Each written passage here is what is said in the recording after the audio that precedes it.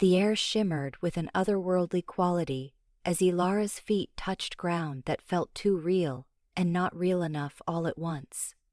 Behind her, the portal's luminescent edges collapsed into nothingness, leaving only the faint taste of copper and starlight on her tongue. She stood frozen, her human senses struggling to process the alien landscape that stretched before her like a fever dream made manifest. The spring court revealed itself in layers of impossible beauty that bordered on grotesque perfection. Towering trees with bark that gleamed like polished obsidian reached toward a sky painted in hues of perpetual twilight, where 3 moons hung suspended in defiance of natural law. Their combined light cast everything in a silvery green glow that made shadows dance with lives of their own. Flowers the size of dinner plates bloomed along winding paths of what appeared to be crushed diamonds, their petals shifting colors with each breath of wind that carried scents both intoxicating and dangerous. Elara's companion, the mysterious fae who had torn her from her world, moved with fluid grace beside her. Lord Kaelen, as she had learned during their brief exchange in the void between worlds, possessed the kind of ethereal beauty that made mortal hearts ache with longing and terror in equal measure. His features were sharp enough to cut glass, all high cheekbones and sculpted jaw, while his eyes held depths that seemed to contain entire galaxies. Hair the color of midnight fell past his shoulders, occasionally catching the moonlight to reveal threads of silver that spoke of power beyond mortal comprehension. "Welcome to the Spring Court." Kaelen's voice carried the musical quality that all fae possessed, though his held undertones of winter frost that seemed at odds with their verdant surroundings. "Your new home, for the foreseeable future." The word home twisted in Elara's chest like a blade. This place, for all its supernatural splendor, represented everything she had lost in a single moment of cosmic cruelty. Her actual home, with its mundane comforts and predictable rhythms, now existed in a realm she might never see again. The thought threatened to overwhelm her, but she forced herself to remain standing, to keep breathing, to maintain what little dignity remained to her in this impossible situation. "I am not here by choice," she said, her voice steadier than she felt. "This is not my home. This is my prison." Kaelen's lips curved in what might have been amusement or approval. "Perspective is everything, little mortal. What seems like captivity to you may prove to be salvation before our time together reaches its end." He gestured toward the path that wound deeper into the court's heart. "Come, the Lady of Spring awaits, and she does not appreciate tardiness."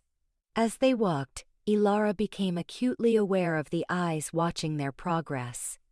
Fae courtiers materialized from behind trees and flower banks, their forms ranging from hauntingly beautiful humanoids to creatures that defied easy categorization.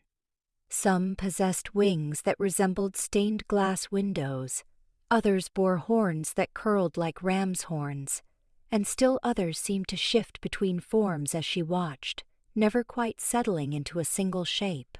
All watched her with expressions that ranged from curiosity to hunger to something that might have been pity. The path led them through gardens that existed in defiance of botanical logic. Roses grew alongside Arctic lichens, tropical orchids bloomed next to alpine wildflowers, and vines bearing fruit that glowed with inner light wound around trees that shed leaves of beaten gold. The very air hummed with magic so thick it felt tangible against Elara's skin, raising goosebumps along her arms and making her hair stand on end. "The barriers between seasons grow thin here," Kaelen explained, noticing her wonder despite her attempts to appear unimpressed. "What mortals experience as linear progression, we know as fluid states of being, spring eternal, yet touched by echoes of winter's bite, summer's passion, and autumn's wisdom." "How poetic," Elara muttered, earning another of those enigmatic almost smiles from her captor. "Do all fays speak in riddles, or is that a particular talent of yours?" "Truth often wears the mask of riddles when viewed through mortal eyes," he replied, seemingly unbothered by her sarcasm. "In time, you may learn to see with greater clarity." The palace, when it finally came into view, stole what remained of Elara's breath. It rose from the landscape like a living thing, its walls formed from what appeared to be crystallized moonlight and woven shadow. Spires twisted skyward in impossible spirals, while bridges of solidified starlight connected towers that floated without visible support. Gardens cascaded down its sides in defiance of gravity, and windows that were clearly present from the inside appeared as solid walls from without. Guards flanked the main entrance, their armor fashioned from what looked like living vines and polished beetle carapaces. They nodded respectfully to Kaelen but regarded Elara with expressions that suggested they were cataloging her weaknesses for future reference.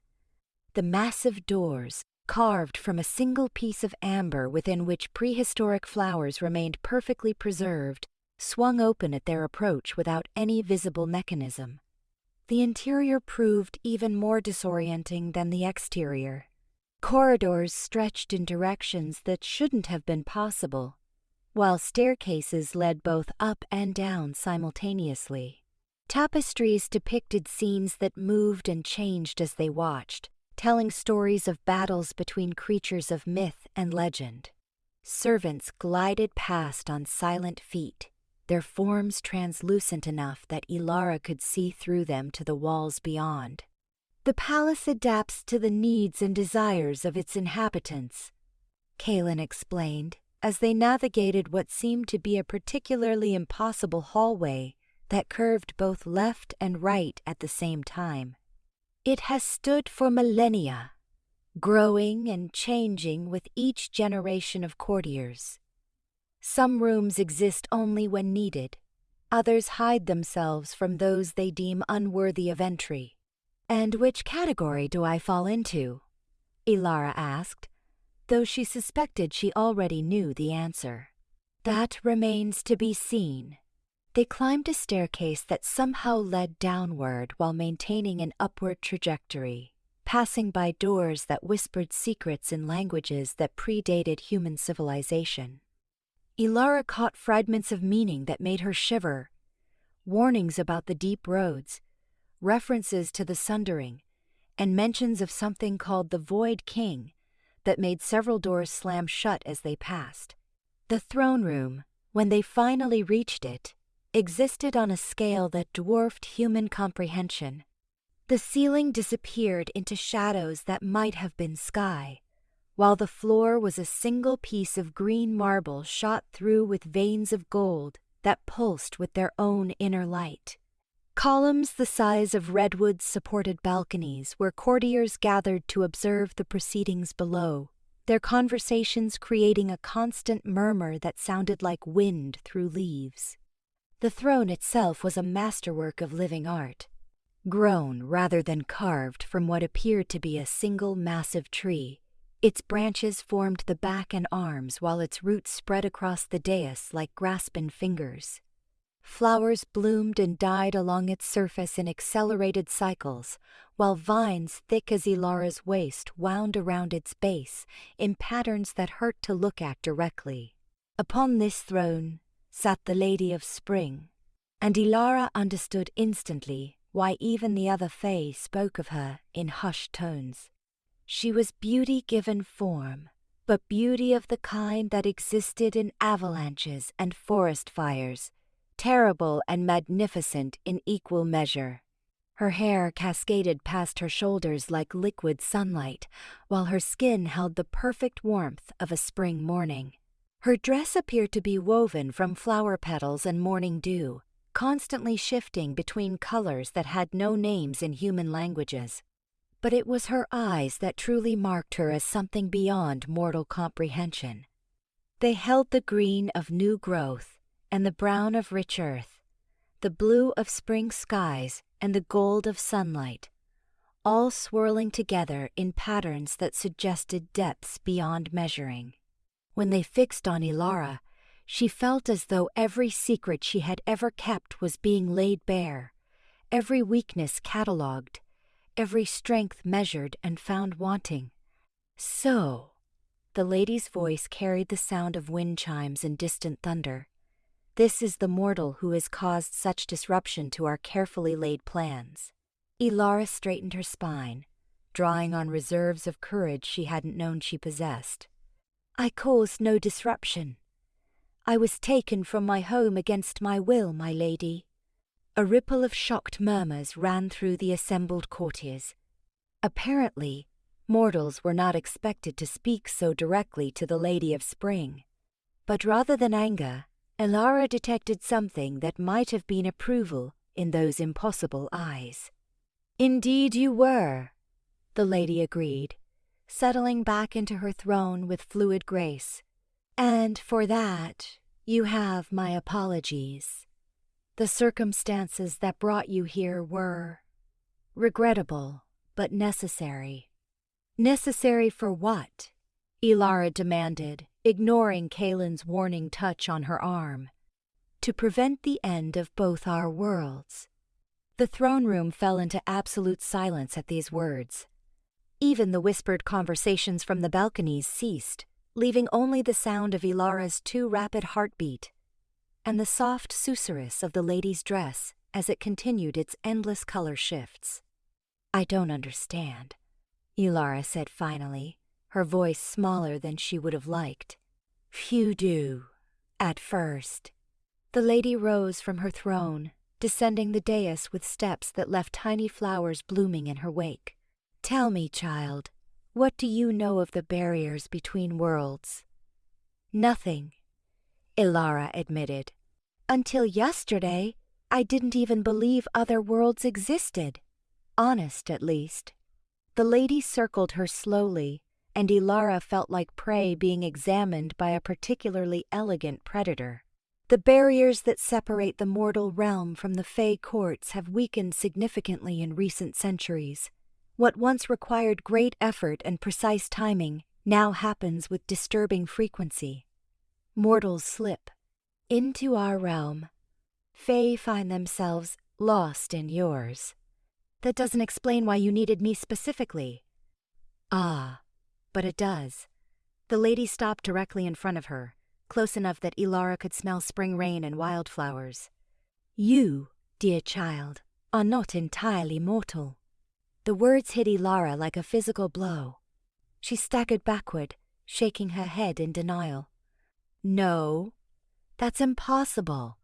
My parents were both human, my grandparents, my great-grandparents. I've seen the family trees, the genealogy records. Mortal records are notoriously incomplete, the lady said. Gently. They focus on the visible, the provable, the mundane. They rarely account for the night a lonely woman accepted comfort from a handsome stranger who left no trace save the child she carried. Or the foundling who appeared on a doorstep during a night of impossible storms. Elara's mind reeled, grasping for purchase on something solid, in a world that seemed determined to upend everything she thought she knew about herself. Even if that were true, what does it matter? I can't do magic. I can't see through glamour. I can't do any of the things Fae are supposed to be able to do. Can't you? Kaelen spoke for the first time since entering the throne room, his voice carrying a note she couldn't quite identify. Have you never known things you shouldn't know? Felt drawn to places others found unsettling? Seen shadows move when there was no wind to stir them? The question struck uncomfortably close to memories Elara had spent years dismissing as imagination or coincidence, the way animals seemed to trust her instinctively. The dreams that sometimes came true. The ability to find lost things that had puzzled her friends and family. The inexplicable urge to visit certain places at specific times, usually just before something significant happened there. That doesn't mean anything, she said, but her voice lacked conviction. "In the mortal realm, perhaps not," the lady agreed. "But here, where magic flows like water and will shapes reality, even a fraction of fey blood can awaken capabilities that lay dormant for decades." She returned to her throne, settling gracefully among the ever-blooming flowers. "The question is whether those capabilities will awaken in time to be of use." "Use for what?" Elara asked, though part of her dreaded the answer. "The borders between our realms are not merely weakening," the lady explained, her expression growing grave. "They are being deliberately torn apart by something that should never have been allowed to exist. The Void King stirs in his prison beyond the edges of reality, and with each barrier that falls, his influence grows stronger." The name sent a chill through the throne room that had nothing to do with temperature. Elara saw several courtiers make warding gestures, while others simply vanished from sight entirely. Even Kaelen's composure seemed to crack slightly, his jaw tightening with what might have been old fear or older fury. "I've heard that name mentioned," Elara said slowly. "What is the Void King?" "A mistake," the lady said simply. "Long ago, in the early days when the courts were young and our understanding of magic was crude, certain fae grew dissatisfied with the limitations of existence. They sought to transcend not just mortality, but reality itself, to become something beyond the constraints of time and space and natural order." She paused, her ever-changing dress shifting to darker hues that matched her expression. "They succeeded, after a fashion, but what they became was an abomination that consumed everything it touched, turning life into emptiness, hope into despair, love into hunger. It took the combined might of all four courts to bind it beyond the edges of existence, and the cost was significant." "But it's still imprisoned, right?" Elara asked, though the growing dread in her chest suggested she already knew the answer. "For now," Kaelen answered. "But prisons, even ones crafted by the greatest magic of our time, are only as strong as the reality that contains them. As the barriers between worlds weaken, so too does the binding that holds the Void King at bay." "And you think I can help with this how, exactly?" Elara laughed, but there was no humor in it. "I'm one person with maybe a tiny bit of fey blood somewhere in my ancestry. What could I possibly do against something that required all four courts to defeat?" "You underestimate yourself," the lady said. "And, more importantly, you underestimate the significance of your mixed heritage. The binding that holds the Void King was not crafted by fey magic alone. It required mortal elements, human understanding of concepts that we, in our immortality, can never truly grasp." "Such as?" "Hope without certainty, love despite loss, the courage to continue in the face of inevitable death." The lady's voice grew soft, almost reverent. "These are not weaknesses, as we once believed, but strengths unique to mortal kind. The original binding drew upon volunteers from your realm, humans who understood that some battles are worth fighting even when victory is impossible." Elara felt the weight of destiny settling around her like chains. "You want me to help renew the binding?" "If necessary," the lady admitted. "But first, we must determine the full extent of your abilities and teach you to use them effectively. The Void King's influence grows stronger each day, and his agents work tirelessly to weaken the barriers further. We may not have the luxury of time that proper training would require." "Agents?" Elara's blood ran cold. "There are things working for this Void King in our world. In all worlds," Kaelen said grimly. "Fae who were corrupted during the original binding, mortals who have been touched by void-touched dreams. and worse things that slip through the cracks between realities. They seek to create chaos, to weaken the bonds that hold our realms apart, to prepare the way for their master's return. The magnitude of what they were suggesting threatened to overwhelm Elara entirely. She had been a librarian less than 24 hours ago. Her greatest concern centered around overdue books and budget meetings. Now, she was apparently part fae, standing in an impossible palace, being told she might be crucial to preventing the end of multiple worlds. "I need time to think," she said finally. "This is too much, too fast. Time, unfortunately, is not a luxury we can afford to grant in abundance," the lady replied. "But some consideration is necessary if you are to serve effectively." She gestured toward Kaelen. "Lord Kaelen will see you to your chambers and ensure you have everything you need. Your training will begin tomorrow at dawn." "And if I refuse?" Elara asked, though she suspected she already knew the answer. The lady's expression grew sad, but her words were implacable. "Then both our worlds will fall to shadow and void, and every living thing in them will suffer fates far worse than death. The choice, as always, is yours to make." As dismissals went, it was elegantly done.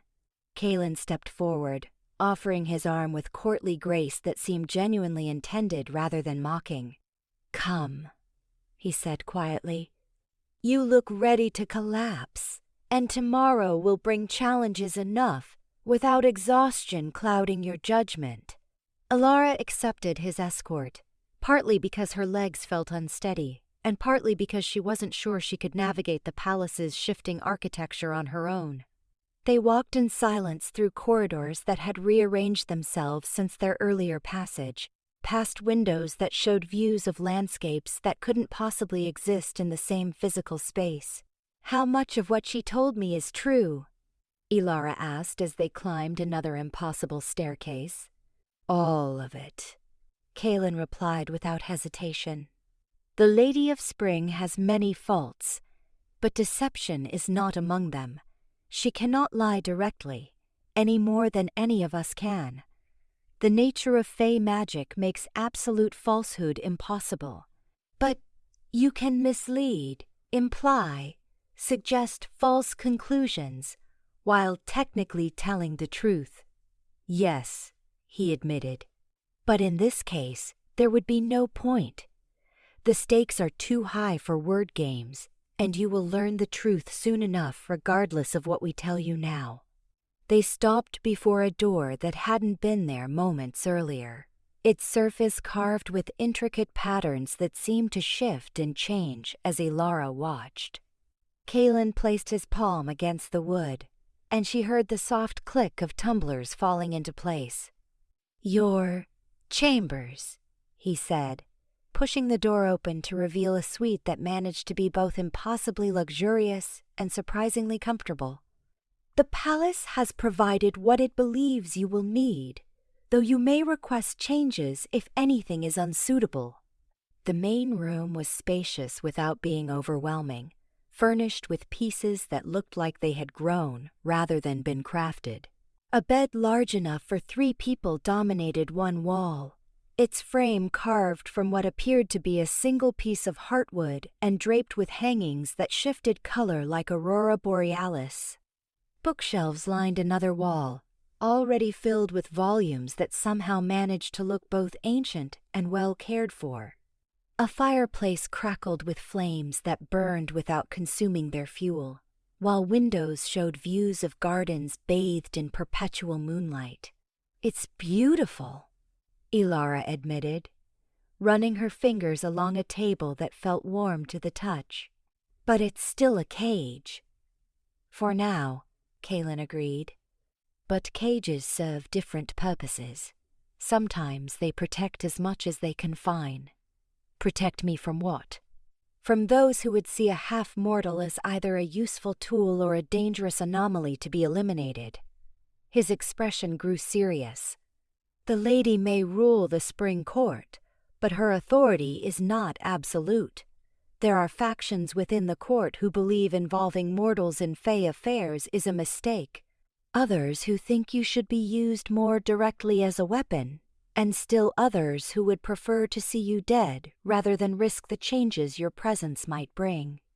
The casual way he delivered this information sent ice through Elara's veins. Are you telling me I'm in danger here? You are in danger everywhere, he said bluntly. The void touched do not limit themselves to subtle influence. If they believe you pose a threat to their master's plans, they will attempt to eliminate you through whatever means necessary. At least here you have protection and the opportunity to grow strong enough to defend yourself. And what about you? She asked. What do you believe I should be used for? Kaelen was quiet for a long moment, studying her with those fathomless eyes. I believe, he said finally, that you should be allowed to become whatever you choose to become, and that your choices should be informed by truth rather than manipulation. Even if my choices lead to the end of both our worlds? Especially then. His smile was sharp as a blade but somehow warm. Free will, even exercised poorly, is preferable to slavery disguised as necessity. With that cryptic statement, he bowed formally and moved toward the door. Sleep if you can, he advised. Tomorrow's lessons will be demanding, and you will need all your strength. Kaelen, she called as he reached the threshold. Why did you volunteer to bring me here? It couldn't have been easy, crossing between worlds. He paused, his hand on the doorframe. Because I remember what it was like to have my choices taken away, he said quietly. And because someone needs to ensure you understand all your options before you make the decision that will determine the fate of everything we hold dear. After he left, Elara explored her chambers more thoroughly. The bathroom contained a tub large enough to swim in, filled with water that maintained perfect temperature without any visible heating mechanism. The closet held clothing in styles that managed to be both practical and elegant, all in fabrics that felt like they had been woven from moonbeams and spider silk. The books on the shelves covered subjects ranging from fey history to magical theory to what appeared to be poetry written in languages that predated human civilization. But it was the small balcony that drew her attention most strongly. It overlooked gardens that stretched to the horizon, illuminated by those 3 impossible moons that cast everything in silver and shadow. The air carried scents of night-blooming flowers and distant rain, while sounds of music and laughter drifted up from somewhere far below. She stood there for a long time, trying to process everything that had happened to her in the span of a single day. This morning, she had been Elara Thorne, head librarian at the municipal library, a woman whose greatest adventure was trying new recipes for her weekly book club meetings.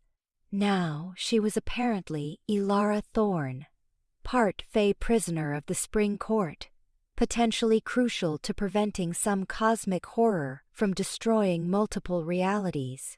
The worst part was that she could feel something stirring inside her, something that responded to this place with recognition rather than fear. The magic that saturated everything here didn't feel entirely foreign. It felt like coming home to a place she had never been, like remembering a song she had never heard. That thought disturbed her more than anything else that had happened. If the lady was right about her heritage, it meant everything she thought she knew about herself and her family was built on lies or ignorance. It meant she truly was alone in ways she had never imagined, caught between worlds with no clear path back to the life she had known. Sleep, when it finally came, brought dreams of shadows with hungry eyes, and voices that whispered promises of power in exchange for simple surrender. She woke several times to find her room filled with whispers that ceased the moment she opened her eyes, leaving only the sound of her own racing heart and the distant music from the gardens below. Dawn in the spring court bore no resemblance to dawn in the mortal world. Instead of a gradual brightening, the 3 moons simply faded until they became translucent, while a sun that burned with green fire rose from the horizon to cast everything in light that was both familiar and alien. Elara watched the transition from her balcony, sipping tea that had appeared on her bedside table while she slept. A soft knock at her door announced Kaelen's arrival. He looked as elegant and untouchable as ever, though she noticed dark circles under his eyes that suggested he had slept no better than she had. "The lady has decided to oversee your initial assessment personally," he informed her as she opened the door. "It's an unusual honor for someone not of court rank."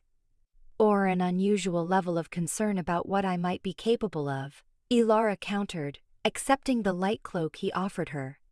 "That too," he agreed with a slight smile. "Shall we?" The training grounds proved to be yet another impossibility. A vast space that somehow existed both indoors and outdoors simultaneously. Stone circles marked practice areas, while gardens provided natural obstacles and challenges. Fountains supplied water that could be shaped and directed through will, while braziers burned with flames in every color of the spectrum.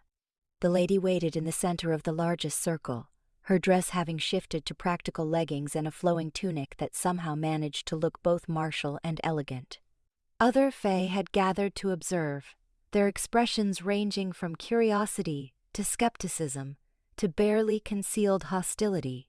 "We begin with the simplest exercise," the lady announced as Elara approached. "Reach out with your senses and tell me what you perceive beyond the obvious." Elara closed her eyes, trying to focus past her anxiety and the weight of all those watching gazes.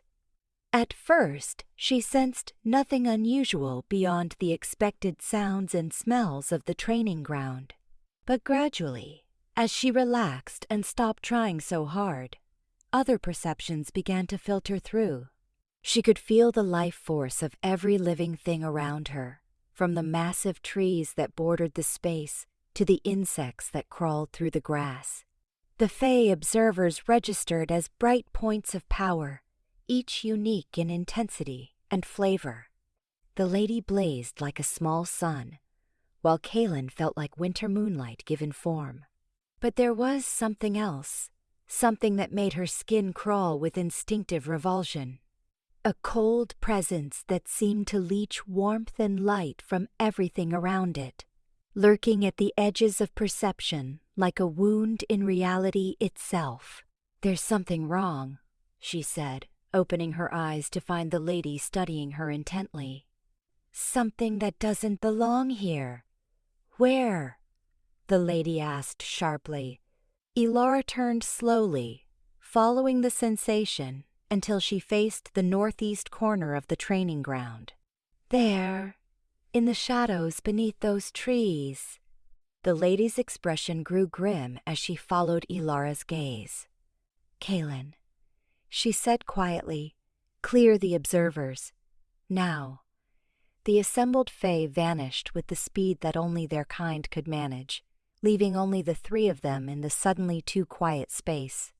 The lady raised her hand, and light blazed from her palm with intensity that should have been blinding but somehow wasn't. The shadows beneath the trees writhed and coalesced, taking on a form that hurt to look at directly.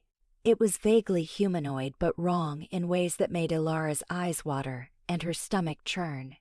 Where its face should have been was only darkness that seemed to consume light, while its limbs stretched and contracted as though it couldn't decide on a consistent form.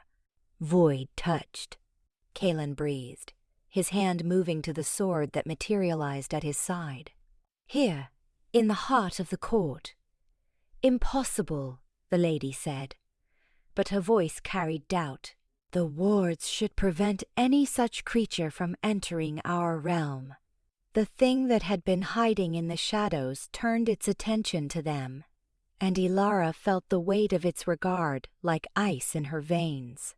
When it spoke, Its voice came from everywhere and nowhere, a whisper that bypassed her ears to resonate directly in her bones. "The barriers grow thin," it said, each word carrying undertones of hunger and despair. "The Void King stirs, and his servants walk in many realms. The half-blood will serve him willingly, or she will be broken until she has no choice." "Never," Elara said, surprising herself with the strength in her voice. Something inside her was responding to the creature's presence, not with fear, but with fury. Whatever heritage she might claim, part of her recognized this thing as fundamentally wrong, an affront to the natural order that needed to be excised. The void touched laughed, a sound like breaking glass and dying hopes. "Such fire, little mongrel. It will be exquisite when we snuff it out." It began to advance, its form becoming more solid and defined with each step. "Perhaps we will let you watch as we unmake your precious mortal realm, city by city, soul by soul." Power erupted from Elara without conscious thought or control. Light blazed from her hands, but not the warm golden radiance of normal Fey magic. This was silver-white brilliance that carried the strength of iron and the purity of mortal determination. It struck the void-touched creature's center mass, and its scream of pain and rage shattered windows throughout the palace. The creature staggered backward, its form becoming less stable as the light ate away at its substance. "Impossible," it hissed. "No half-blood should command such power." "Apparently, this one does," the lady said, her voice carrying satisfaction and worry in equal measure. She raised her own hands, adding her strength to Elara's, and together they drove the creature back toward the shadows from which it had emerged. But instead of fleeing, the void touched began to laugh again. "You understand nothing," it said as its form started to dissolve. "We are not here to fight. We are here to deliver a message." Its attention fixed on Elara with malevolent intensity. "The Void King knows of you now, little half-blood. He has seen your light, tasted your power, and found it. Interesting. You cannot hide from him forever, and when he comes for you, no court in any realm will be strong enough to protect you." With those words, the creature dissolved entirely, leaving only the lingering stench of decay and the echo of its laughter in the suddenly silent air. Elara swayed on her feet, the power that had blazed through her leaving her drained and shaking. Kaelen caught her arm, steadying her with hands that trembled slightly themselves. "Well," the lady said after a long moment, her voice carefully controlled. "That was illuminating." "The wards," Kaelen said. "How did it penetrate the wards?" "That is an excellent question," the lady replied, her expression growing dark. "One that suggests we have problems far more serious than we initially believed." She turned to Elara, her gaze sharp with new respect and deeper concern. "Your training schedule has just become significantly more intensive. If the Void King's servants can reach you here, in the heart of my power, then we have very little time to prepare you for what's coming." "What exactly is coming?" Elara asked, though part of her dreaded the answer. "War," the lady said simply. "The kind that ends with either victory or the complete annihilation of everything we hold dear." She looked around the training ground, as though expecting more void-touched creatures to emerge from the shadows. "And based on what we just witnessed, you may be our only hope of survival." The weight of that statement settled over Elara like a shroud. In the space of 2 days, she had gone from ordinary librarian to prisoner to the potential savior of multiple worlds. The magnitude of it should have been crushing, but instead, she found herself feeling oddly calm.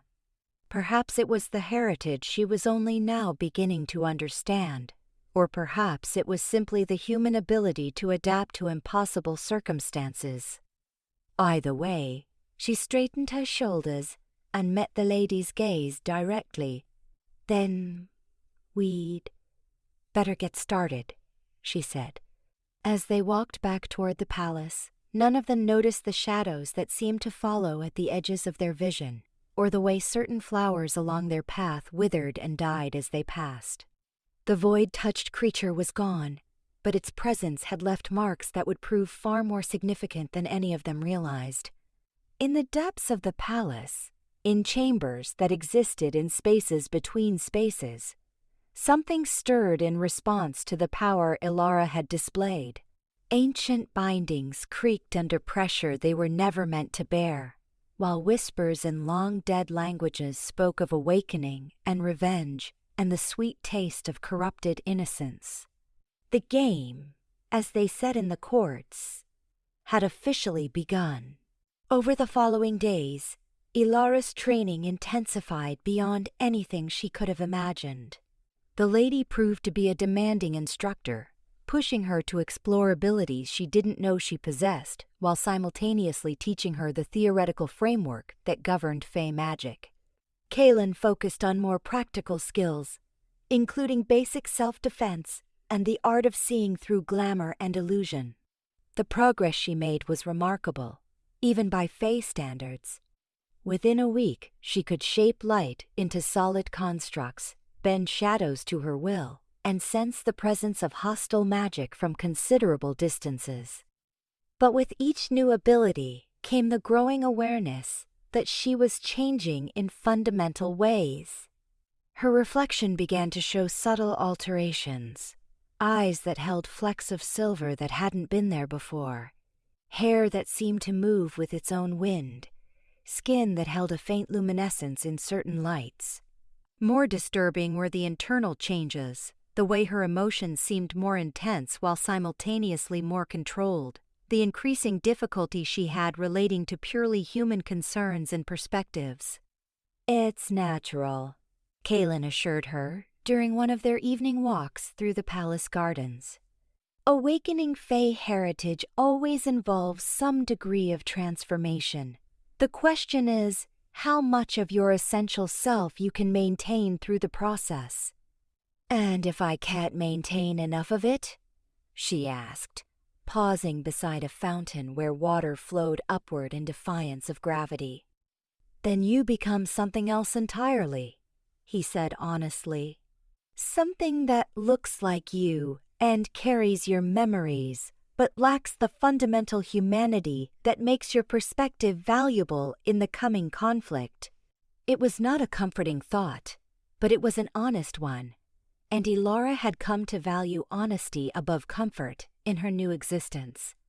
The alternative was to live in the kind of beautiful lies that seemed to comprise so much of Fey society, and she had seen where that path led through her interactions with other court members.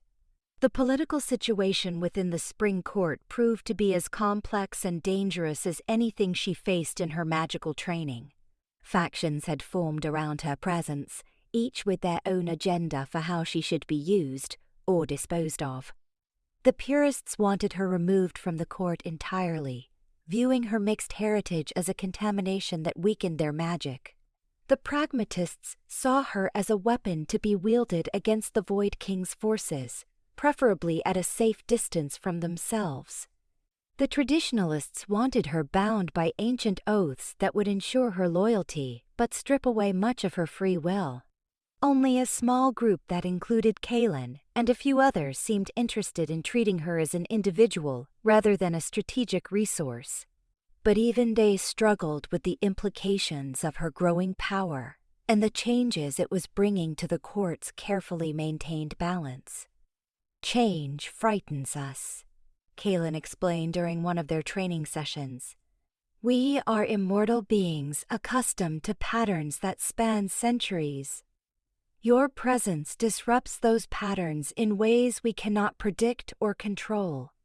They were practicing combat magic in a secluded grove where ancient standing stones hummed with contained power. Elara had just successfully created a barrier of solidified moonlight that had withstood his testing strikes, and the exertion left her breathing hard but exhilarated.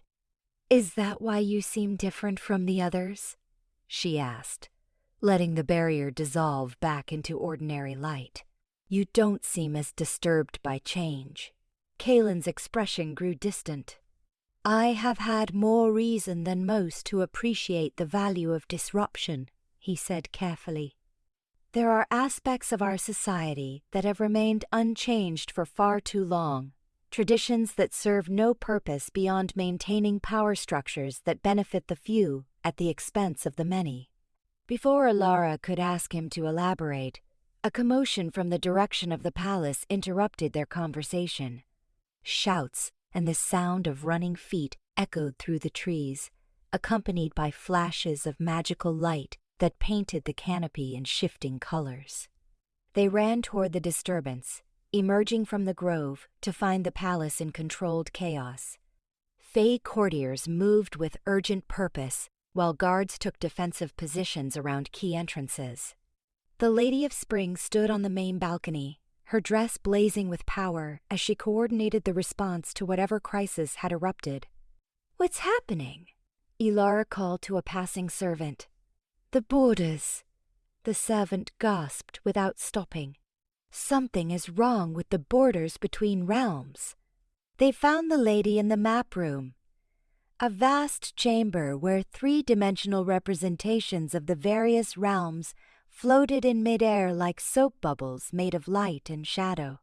Normally, the borders between these representations were clearly defined, glowing boundaries that showed the state of the barriers between worlds. Now, those boundaries flickered and wavered like candle flames in a hurricane. "The situation is deteriorating faster than our most pessimistic projections suggested," the lady said without preamble as they entered. "3 separate incursion points have opened in the past hour alone, and our scouts report similar instabilities in the territories controlled by the other courts." "Incursion points?" Elara asked. "Places where the barrier between realms has grown thin enough for creatures to cross without magical assistance," Kaelen explained grimly. "The void touched are no longer limited to single agents. They can send through larger forces, potentially including things far more dangerous than what we encountered in the training ground." The lady gestured toward one of the flickering boundaries, and the image expanded to show a section of what appeared to be mortal countryside. Dark shapes moved through a landscape that seemed to be draining of color and life with each passing moment. "This incursion opened near a mortal settlement," she said. "Population approximately 3,000. We estimate they have perhaps hours before the void touched reached them." Elara stared at the images in horror. "We have to help them." "With what forces?" the lady asked. "Every court is dealing with similar crises. We cannot spare the warriors necessary to mount an effective defense, and even if we could, the time required to organize and deploy them exceeds the time available." "Then I'll go," Elara said immediately. "My powers seem effective against the void touched, and I can travel faster than an army." "Absolutely not," Kaelen said before the lady could respond. "You're not ready for that level of engagement. The creatures emerging from these incursions will be far more powerful than the scout we faced here." "Then what do you suggest?" Elara demanded. "That we sit here safely in the palace while 3,000 innocent people are slaughtered?" The silence that followed her words was heavy with unspoken implications. She could see the calculations taking place behind their eyes, the cold arithmetic of war that weighed strategic value against humanitarian concerns. "There might be another option," the lady said slowly. "Dangerous, potentially catastrophic if it fails, but possible." "I'm listening," Elara said. "The incursion points are not random. They follow ley lines, places where magical energy naturally concentrates. If we could disrupt those lines at key intersection points, we might be able to collapse the paw." incursions before they stabilize. What would that require? Kaelen asked, though his tone suggested he already suspected the answer. Someone capable of channeling enormous amounts of magical energy directly into the leyline network, the lady replied. Someone whose power signature is compatible with both mortal and fey magic systems. Me, Elara said. The risks would be considerable, the lady warned. The amount of power required could easily burn out your newly awakened abilities permanently, assuming it doesn't kill you outright. And there's no guarantee the technique will work at all. Elara looked at the images floating around them, showing void-touched creatures spreading like a plague across multiple realms. In the mortal world display, she could see tiny figures fleeing from the encroaching darkness, families with children running toward safety that might not exist. "Show me what I need to do," she said. The preparation took precious time they didn't have. The lady explained the theoretical framework while Kaelen gathered the magical implements they would need for the working. Other court members were summoned to provide support and to witness what might be either a historic victory or a spectacular failure. The ritual would take place at the palace's heart, in a chamber that existed at the intersection of multiple ley lines. The room itself was a work of art that predated the current court structure, its walls carved with symbols that seemed to shift and change depending on the viewer's angle. At the center, a raised dais held a pool of water that reflected not the ceiling above, but images of distant skies from realms that might or might not still exist. The connection point, the lady explained as they descended into the chamber. From here, magical energy can be directed along any of the major ley lines that connect the realms, but the feedback from such a working can be intense. Elara nodded, trying to project confidence she didn't entirely feel. The magical theory made sense, and she could feel the power that flowed through this place like a river of liquid starlight. But theory and practice were different things, especially when the stakes were measured in thousands of lives. The other court members took positions around the chamber's perimeter, their combined will focused on maintaining the protective barriers that would prevent the working from tearing the palace apart. Kaelen stood closest to the dais, ready to provide what assistance he could, or to pull her back if the power threatened to consume her entirely. "Remember," the lady said as Elara stepped onto the dais, "you are not trying to generate the power yourself. You are simply directing what already exists, channeling it towards specific targets. Let the ley lines carry the burden." Elara knelt beside the pool, placing her hands just above its surface. Immediately, she could feel the vast network of energy that connected the realms, a web of power that stretched across dimensions and through spaces that existed between spaces. The sensation was overwhelming, like trying to drink from a waterfall while being struck by lightning. She focused on the technique the lady had taught her, using her mixed heritage to bridge the gap between mortal determination and fey magical sensitivity. Slowly, carefully, she began to gather threads of power from the network, weaving them together into something that could be directed with precision rather than simply released in all directions. The void-touched incursions appeared in her magical perception as wounds in the network, places where the natural flow of energy had been disrupted and corrupted. She could see how they fed on the life force of everything around them, growing stronger and more stable with each passing moment. "Now," the lady said urgently, "channel everything toward the intersection points." Elara released the power she had gathered, directing it along the ley lines toward the weakened points where the incursions had formed. The sensation was like being struck by lightning, while simultaneously being turned inside out, every nerve ending screaming as magical energy flowed through her in quantities that should have reduced her to ash. But instead of being destroyed, she found herself becoming more than she had been. The power didn't just flow through her, It became part of her, expanding her consciousness until she could perceive events across multiple realms simultaneously. She saw the void-touched creatures caught in the collapsing incursions, their forms dissolving as the magical matrix that had allowed them to maintain cohesion in this reality fell apart. She saw mortal families huddled in their homes as the darkness that had been approaching suddenly began to retreat, leaving behind landscapes that were scarred but alive.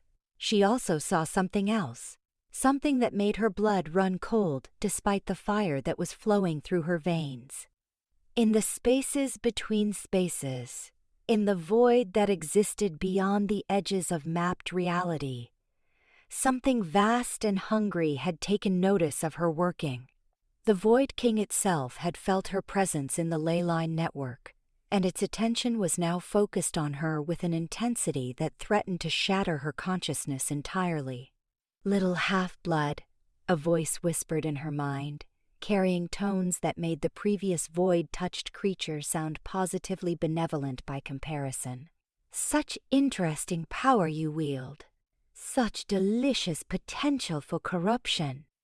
Elara tried to sever her connection to the ley lines, to end the working before the Void King could reach her through the network.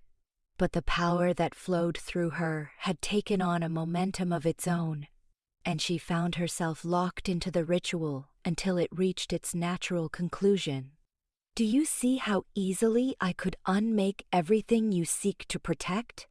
the voice continued, and suddenly Elara was seeing visions of the mortal realm burning, of the Fey courts falling one by one to corruption and despair, of reality itself unraveling like a tapestry with a single pulled thread.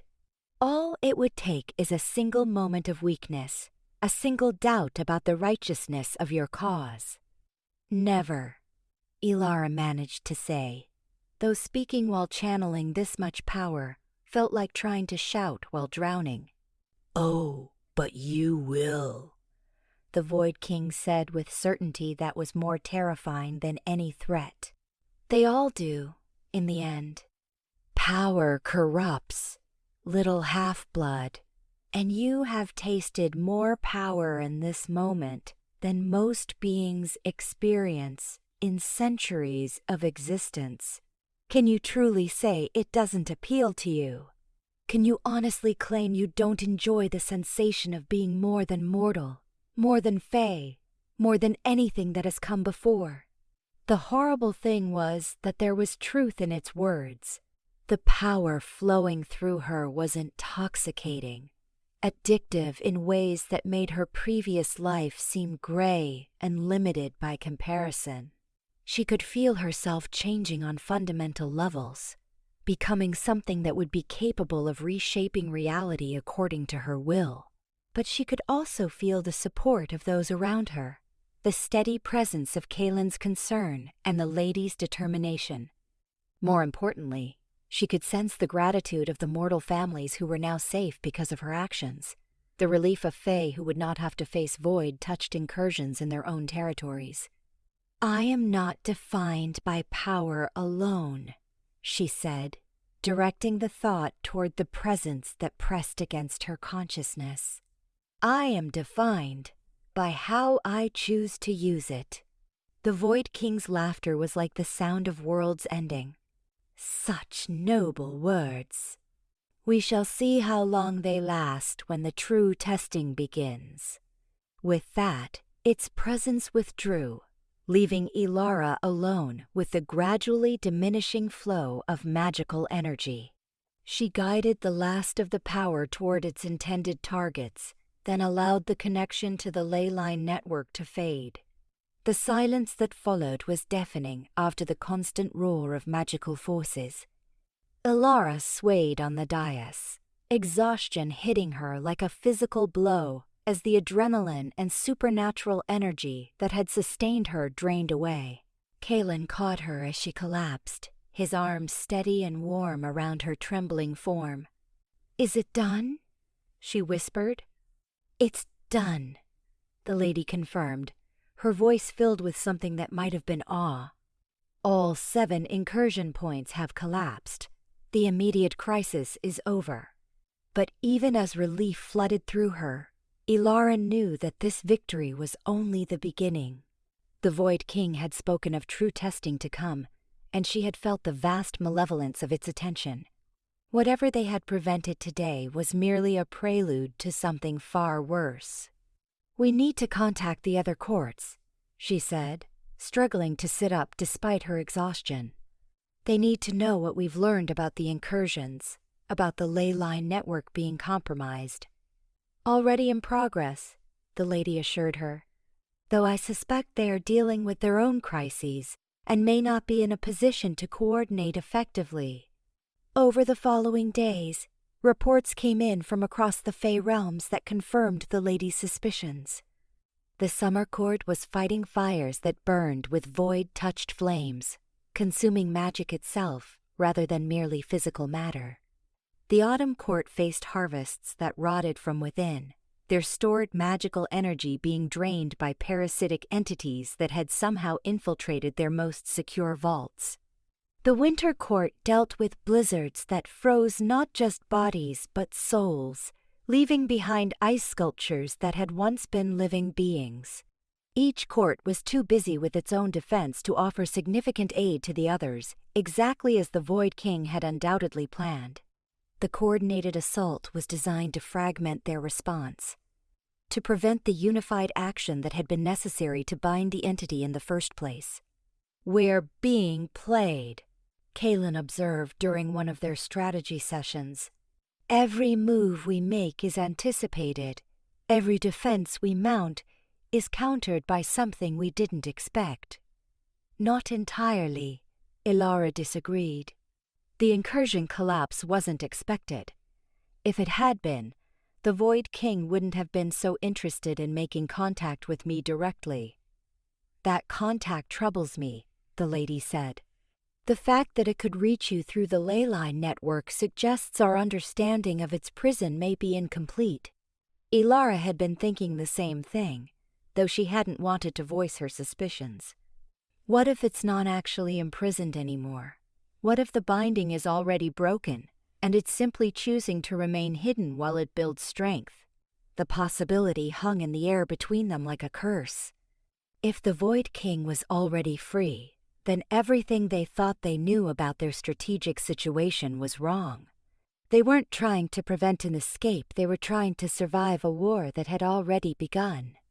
"We need more information," the lady said finally, "about the current state of the original binding, about the Void King's true capabilities, about what resources we can actually count on from the other courts." "I could try to make contact with it again," Elara offered, though the thought made her stomach churn. "Through the ley lines, but with better protections this time." "Absolutely not," Kaelen said immediately. "The risk of corruption is too high. We've all heard the stories of heroes who thought they could bargain with entities like this and ended up as their servants." "Then what do you suggest?" Elara asked. "Because sitting here theorizing isn't going to give us the information we need." Before anyone could answer, alarms began ringing throughout the palace. Not the musical chimes that announced meals or ceremonies, but harsh discordant notes that spoke of immediate danger. Guard rushed past the windows of their meeting room, while magical lights flashed in patterns that indicated a security breach at the highest level. They rushed to the main balcony to find the palace grounds in chaos. Void-touched creatures were materializing directly within the court's boundaries, bypassing all the wards and defenses as though they didn't exist. But these weren't the relatively weak scouts they have encountered before. These were warrior-class entities, beings of living shadow and corrupted magic that moved with terrifying purpose and intelligence. "How is this possible?" the lady demanded, her power blazing around her like a star. "The wards should prevent any such manifestation." "Unless someone is helping them from the inside," Kaelen said grimly, his sword appearing in his hand with a sound like ringing crystal. Elara felt a chill that had nothing to do with the magical energies swirling around them. A traitor within the Spring Court would explain how the void-touched, had penetrated their defenses so easily. But it would also mean that nowhere was truly safe, that the corruption had spread further than any of them had realized. "We need to get you to the secure chambers," the lady said, grabbing Elara's arm. "If this is a targeted assault—" Her words were cut off as one of the void-touched creatures materialized directly behind them, its form more solid and defined than any they had seen before. This one looked almost fey, if you ignored the way shadows writhed beneath its skin, and the fact that its eyes were holes in reality that showed glimpses of the void beyond. "Greetings, Lady of Spring," it said in a voice like breaking glass. "The Void King sends his regards, and an invitation for the half-blood to join him voluntarily. The alternative would be unpleasant for everyone involved." "She's not going anywhere with you," Kaelen snarled, moving to place himself between the creature and Elara.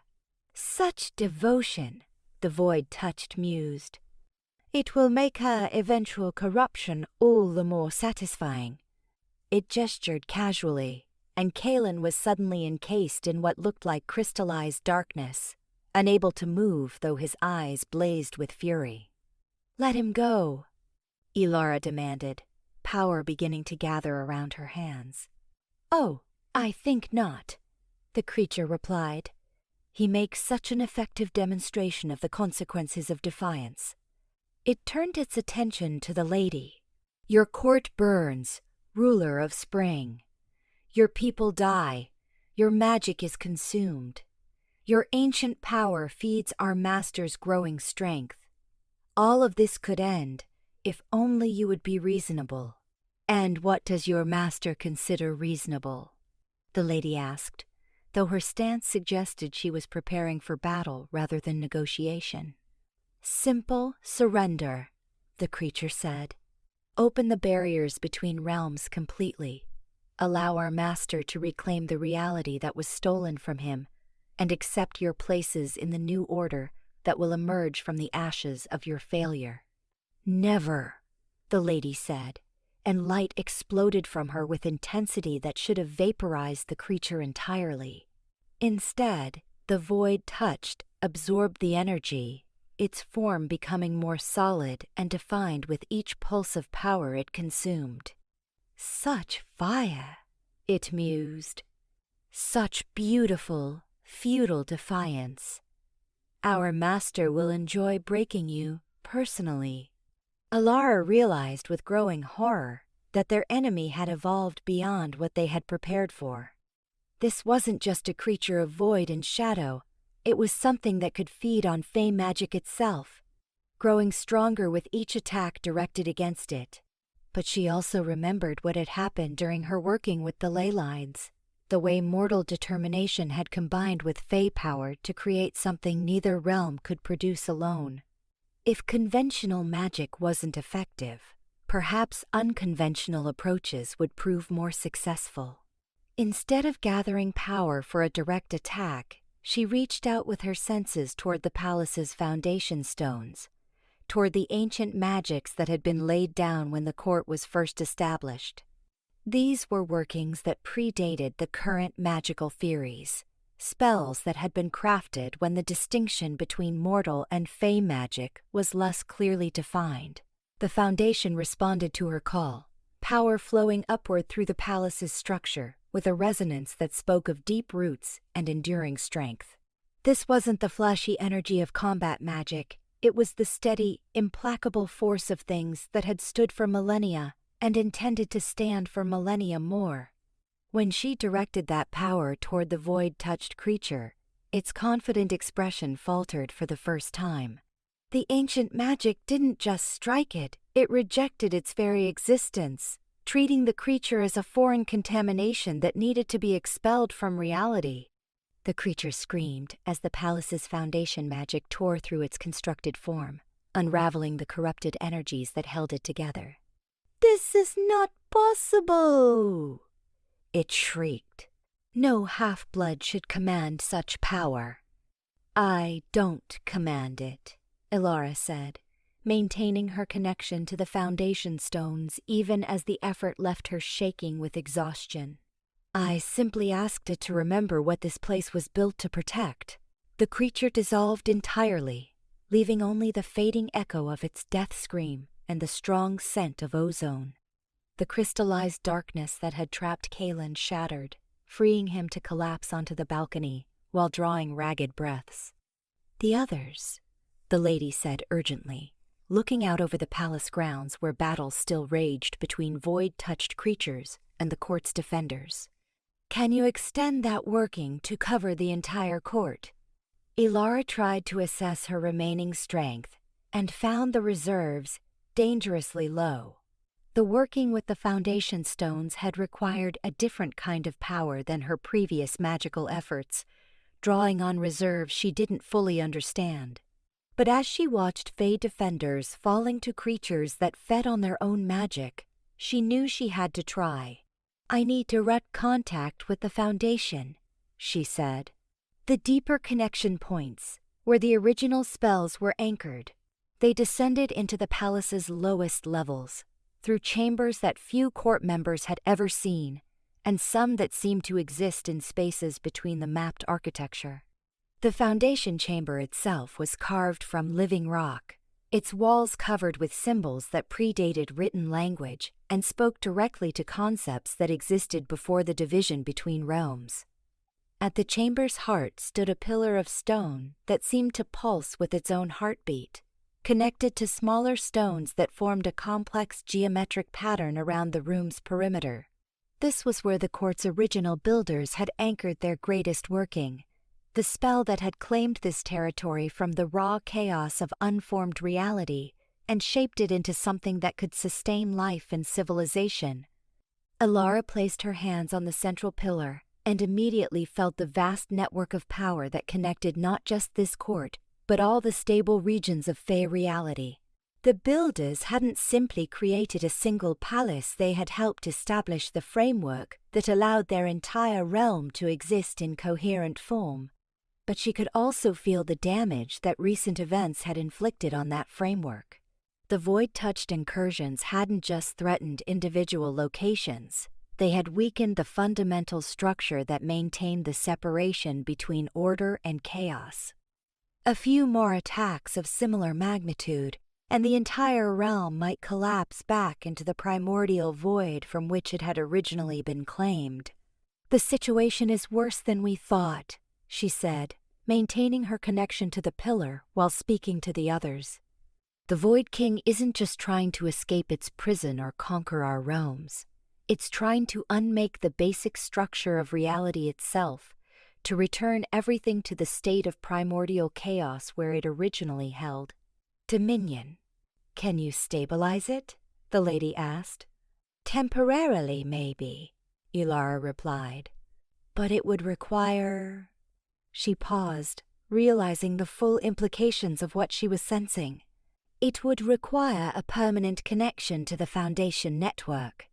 Someone would have to become part of the spell structure itself, anchor point for maintaining stability." "A willing sacrifice," Kaelen said quietly. "Not sacrifice," Elara corrected. "Transformation.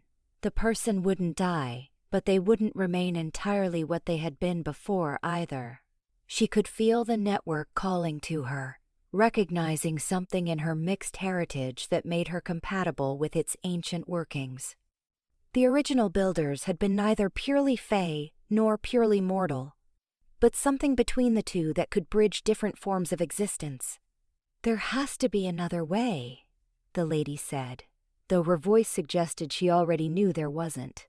"Perhaps," Elara agreed, "but not one we're likely to discover before the next attack brings everything down around us." The sounds of battle from above had grown quieter, but not in a way that suggested victory. Elara could sense through her connection to the Foundation that the court's defenders were being systematically overwhelmed, their magic consumed by creatures that grew stronger with each defeated opponent. "How long would we have if you stabilized the Foundation?" Kaelen asked. "Long enough to mount a proper response, maybe." Elara said. Time to coordinate with the other courts, to research alternatives, to prepare for whatever the Void King is planning next. She could see the calculations taking place behind their eyes, the cold arithmetic of necessity that weighed her individual fate against the survival of countless others. Part of her resented being put in this position, having her choices constrained by circumstances beyond her control. But a larger part recognized that this was what she had been brought here for, why her mixed heritage made her uniquely suited to bridge the gap between different forms of existence. If I do this, she said, I want certain guarantees. Name them, the lady said immediately. The other courts must be contacted and brought into full coordination. No more fractured response, no more territorial concerns taking precedence over survival. Agreed. Research into alternatives continues at highest priority. This is a temporary measure, not a permanent solution. Of course. And, she looked at Kaelen, seeing her own fears reflected in his eyes. I want regular contact with both realms maintained. If I'm going to become something other than purely human or purely fey, I need connections to both sides of my heritage. You'll have them, he promised. Elara took a deep breath, centering herself for what was to come. Then let's do this before I lose my nerve. The process of bonding with the Foundation network proved to be unlike anything she could have imagined. Instead of the violent energy transfer she had expected, it was more like gradually sinking into warm water that welcomed her presence. The ancient magic recognized her as something it had been waiting for, a bridge between different states of being that could help it adapt to changing circumstances. As the connection deepened, her consciousness expanded to encompass the entire court and beyond. She could sense every living thing within the Spring Court's boundaries, every magical working that maintained their reality, every weak point where void-touched corruption threatened to take hold. More importantly, she could feel the palace's defenses responding to her will. Ancient wards coming back to full strength as she provided the anchor point they had been lacking. The void-touched creatures throughout the court's territory suddenly found themselves cut off from the corrupted energy that sustained them. Without that connection, they began to dissolve back into the nothingness from which they had emerged, their death screams echoing across multiple dimensions. But the process of bonding also brought changes to Elara herself. She could feel her physical form becoming more translucent, more connected to the magical matrix of the palace than to mundane flesh and bone. Her consciousness expanded to encompass perspectives she had never imagined, while her memory began to include experiences from the court's entire history. Elara? Kaelen's voice seemed to come from very far away, though he was standing directly beside her. I'm still here, she said, though her voice now carried harmonics that hadn't been present before. Changed, but still fundamentally me. The lady approached the pillar cautiously, studying the patterns of light that now flowed between Elara's form and the stone. But bonding appears stable, she said. How do you feel? Like I'm everywhere and nowhere at once, Elara replied honestly. I can sense everything that happens within the court's boundaries, but I also feel distant from it all, connected, but not entirely present. It was a profound loneliness, she realized, to be part of everything while remaining fundamentally separate from it. But it was also a kind of freedom, liberation from the limitations that had constrained her purely mortal existence. The immediate crisis is over, she continued, using her expanded awareness to assess the court's status. But the Void King won't be caught off guard by this tactic again. Next time, it will send forces specifically designed to corrupt Foundation magic. Then we use the time you've bought us wisely. The lady said, Contact the other courts. coordinate our response, research alternatives, and prepare for war," Kaelen added grimly. "Because I have the feeling this was just the opening move in a much larger game." As if summoned by his words, a presence pressed against the borders of Elara's expanded consciousness. Not the Void King itself, but something that served as its herald and advance scout. When it spoke, its words resonated through the Foundation network itself. "Clever, little anchor point," it said with grudging respect. "But cleverness will only delay the inevitable. My master has waited eons for his freedom, and he can wait a little longer while you exhaust yourselves with futile preparations." "What do you want?" Elara asked, her voice carrying through the network to reach the entity wherever it lurked. "To offer you a final opportunity for wisdom," it replied. "Join us willingly, and your transformation will be guided rather than forced. Remain defiant, and we will simply wait for the isolation and loneliness of your new existence to drive you to desperation. Either way, you will serve our master's will in the end." "Never," Elara said, but even as she spoke the word, she could feel the truth in the entity's prediction. The bonding had given her great power, but it had also cut her off from normal existence in ways that were already beginning to take their toll. "We shall see," the entity said, and its presence withdrew, leaving behind only the echo of alien laughter and the growing awareness that this was far from over. In the days that followed, Elara learned to navigate her new existence, while the lady and Kaelen worked to coordinate with the other courts. The responses they received were mixed at best. The Summer Court was too proud to admit it needed assistance, the Autumn Court too pragmatic to commit resources without guaranteed returns, and the Winter Court too suspicious to trust any plan that hadn't originated with them. Only a few individual members of the other courts proved willing to work together, creating an informal alliance that lacked the official authority to commit significant resources, but could at least share information and coordinate smaller-scale operations.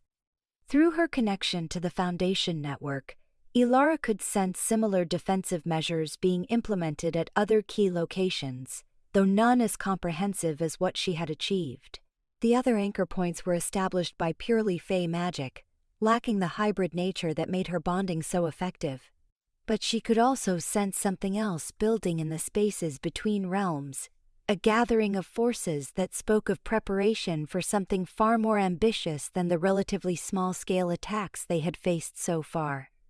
The Void King was learning from its failures, adapting its strategies to account for their defenses.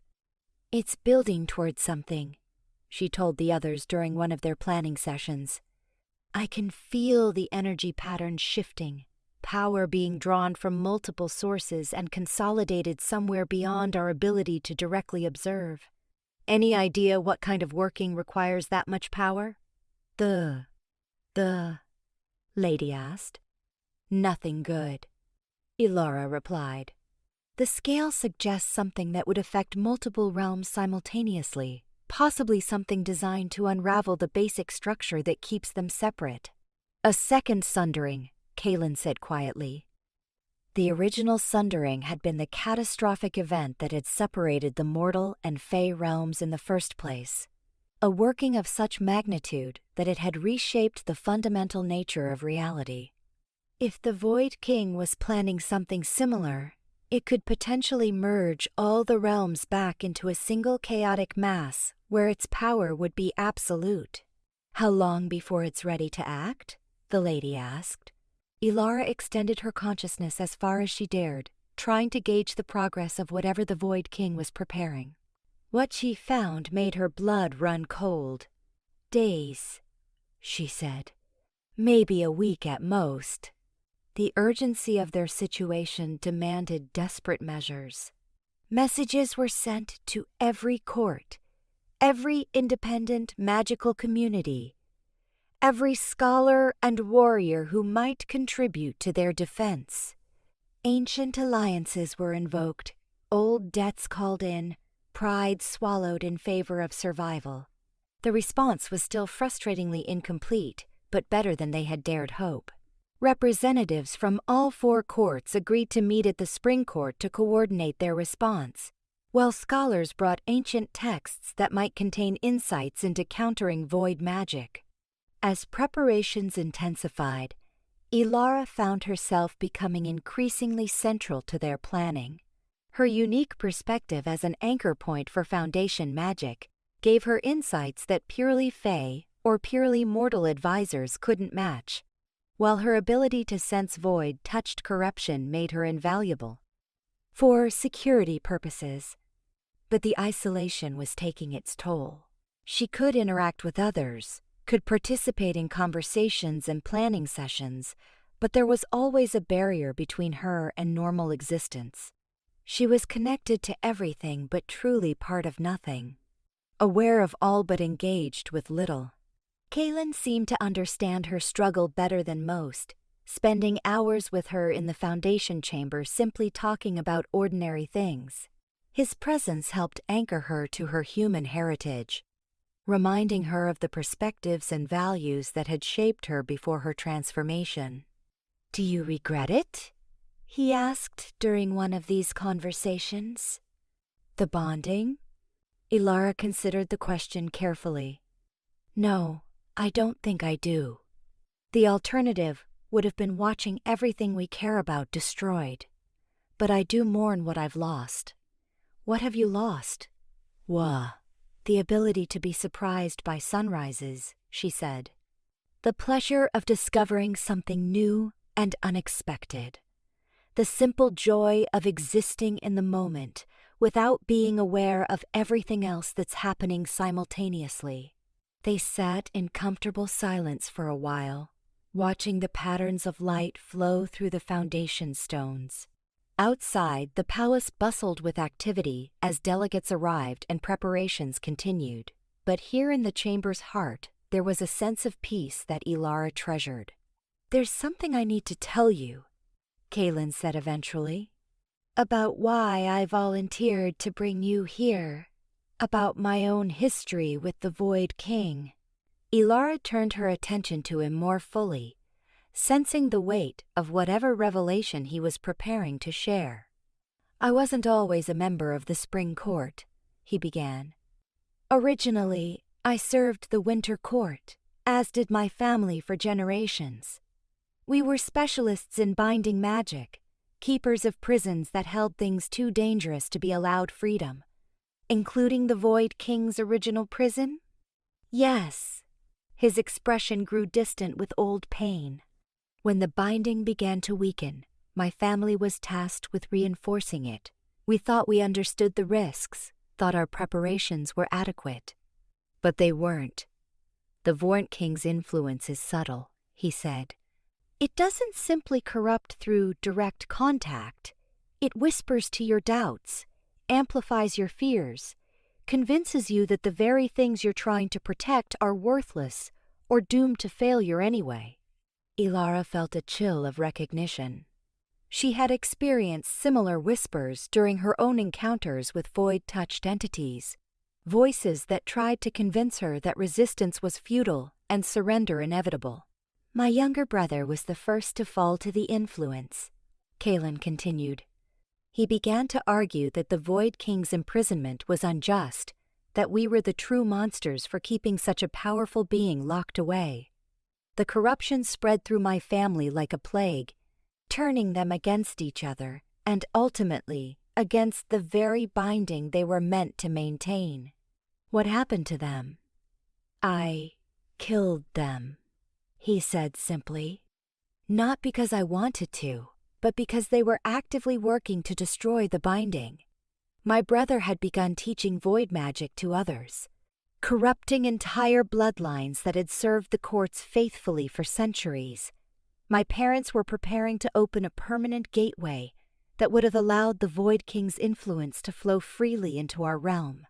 The pain in his voice was raw, despite the centuries that had passed since these events.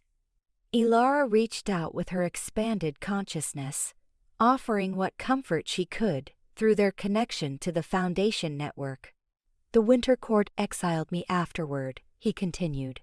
They understood why I had acted, but the political consequences of harboring someone who had killed his own family were too severe.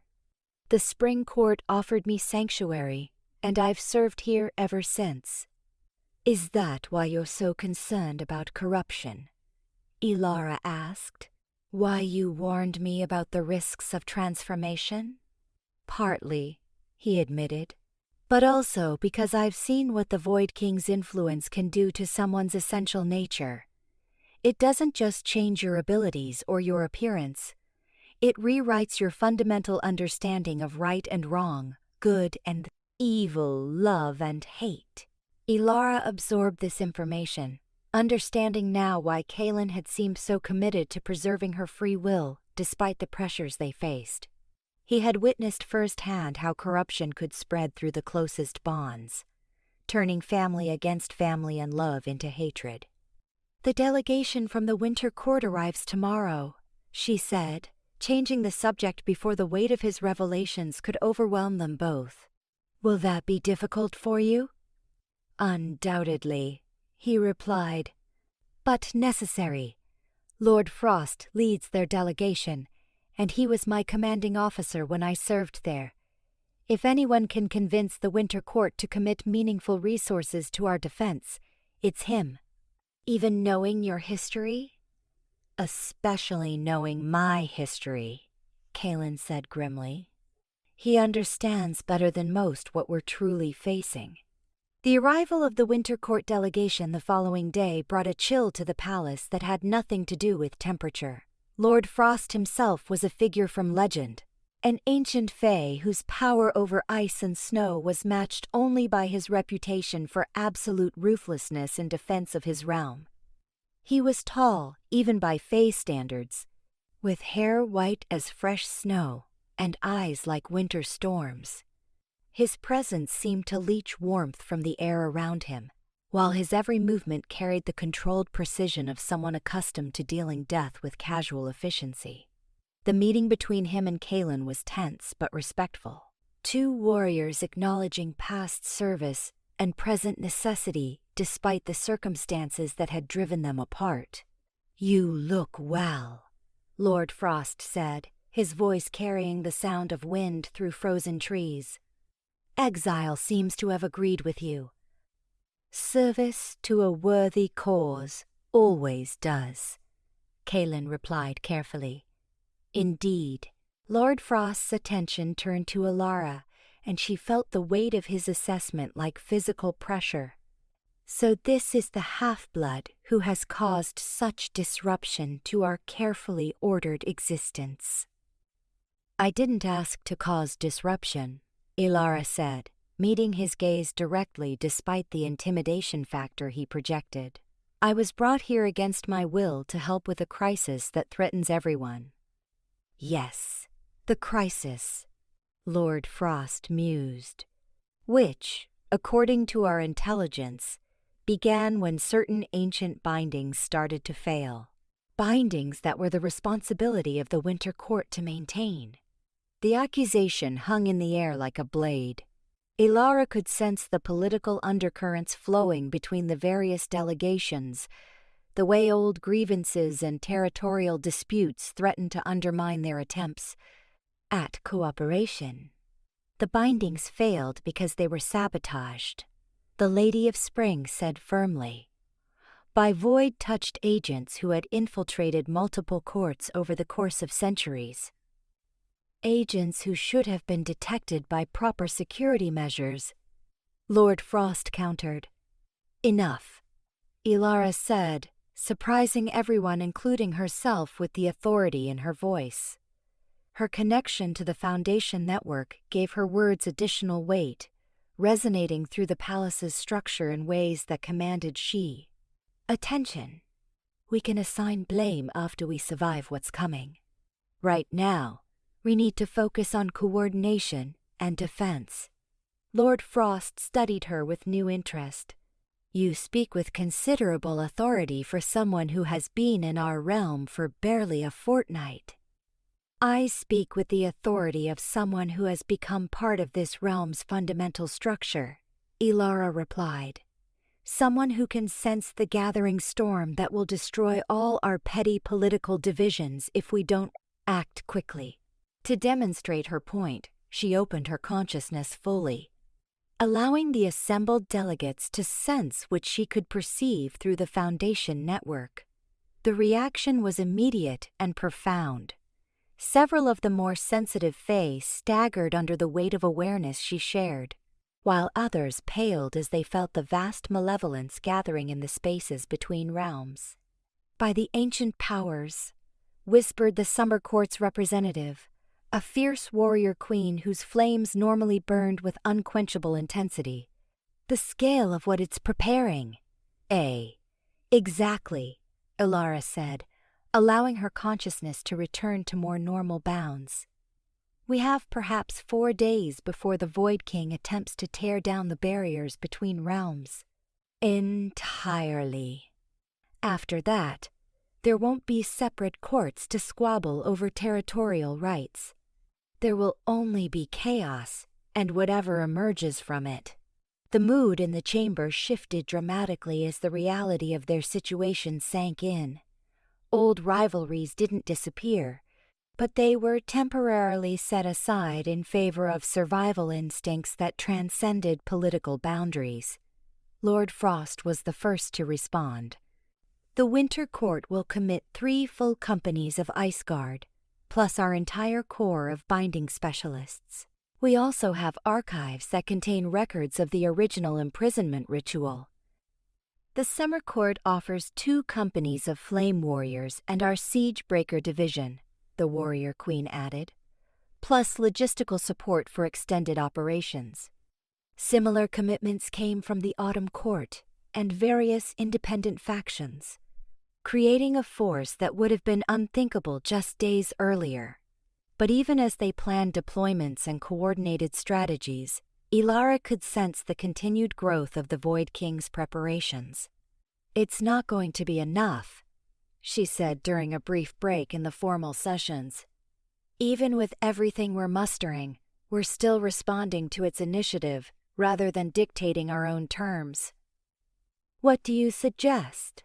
the lady asked. "We need to force it to act before it's ready," Elara replied. "Disrupt its preparations, create chaos in its carefully laid plans."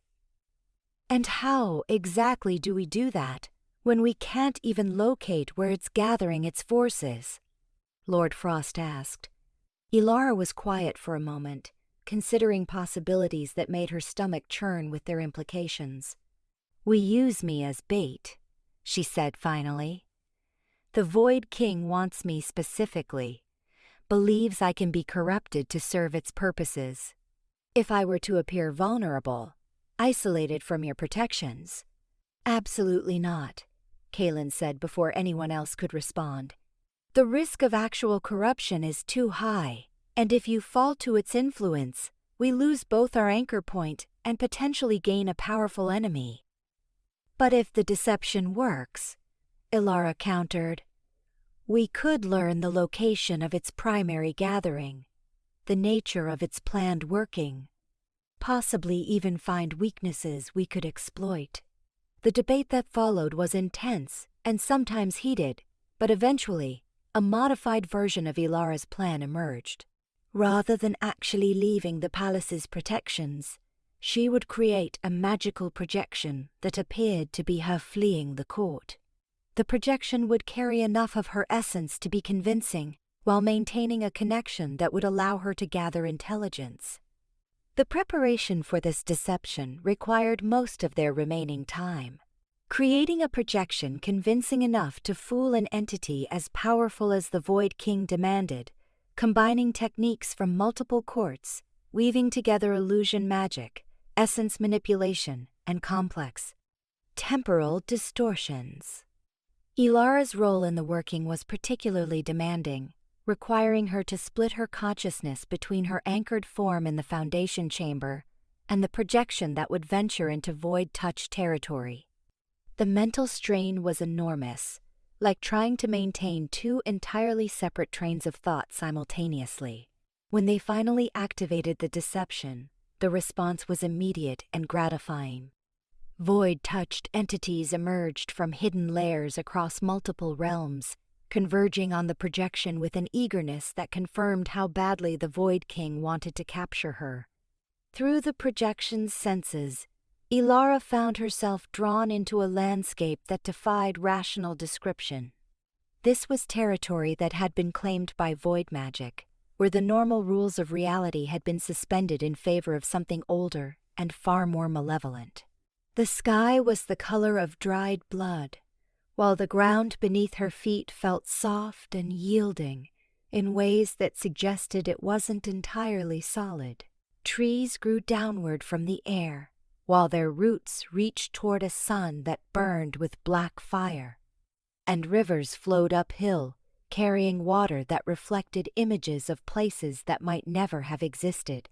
At the center of this corrupted realm stood a structure that might once have been a palace or temple, but had been transformed into something that hurt to look at directly.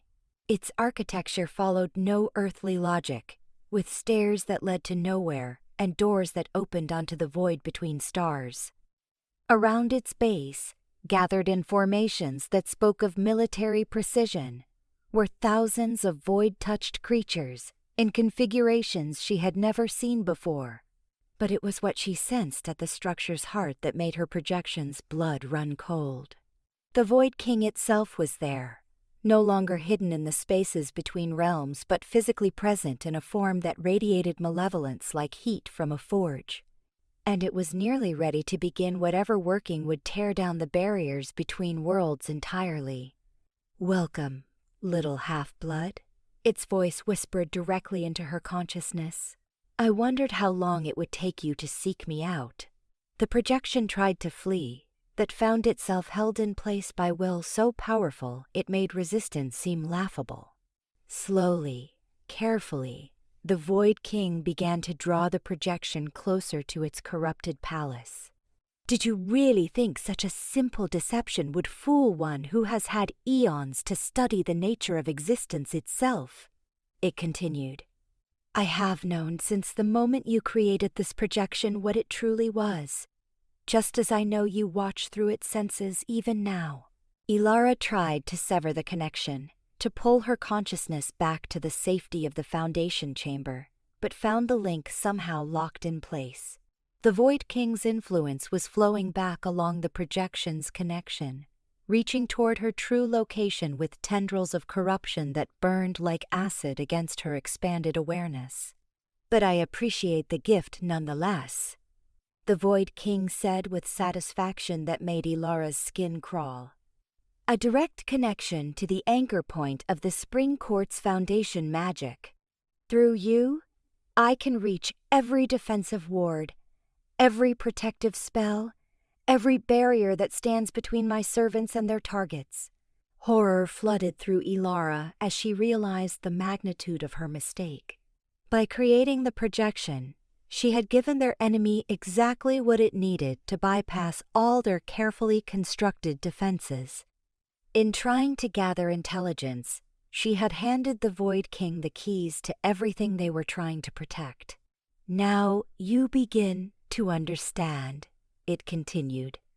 "Intelligence gathering works both ways, little half-blood.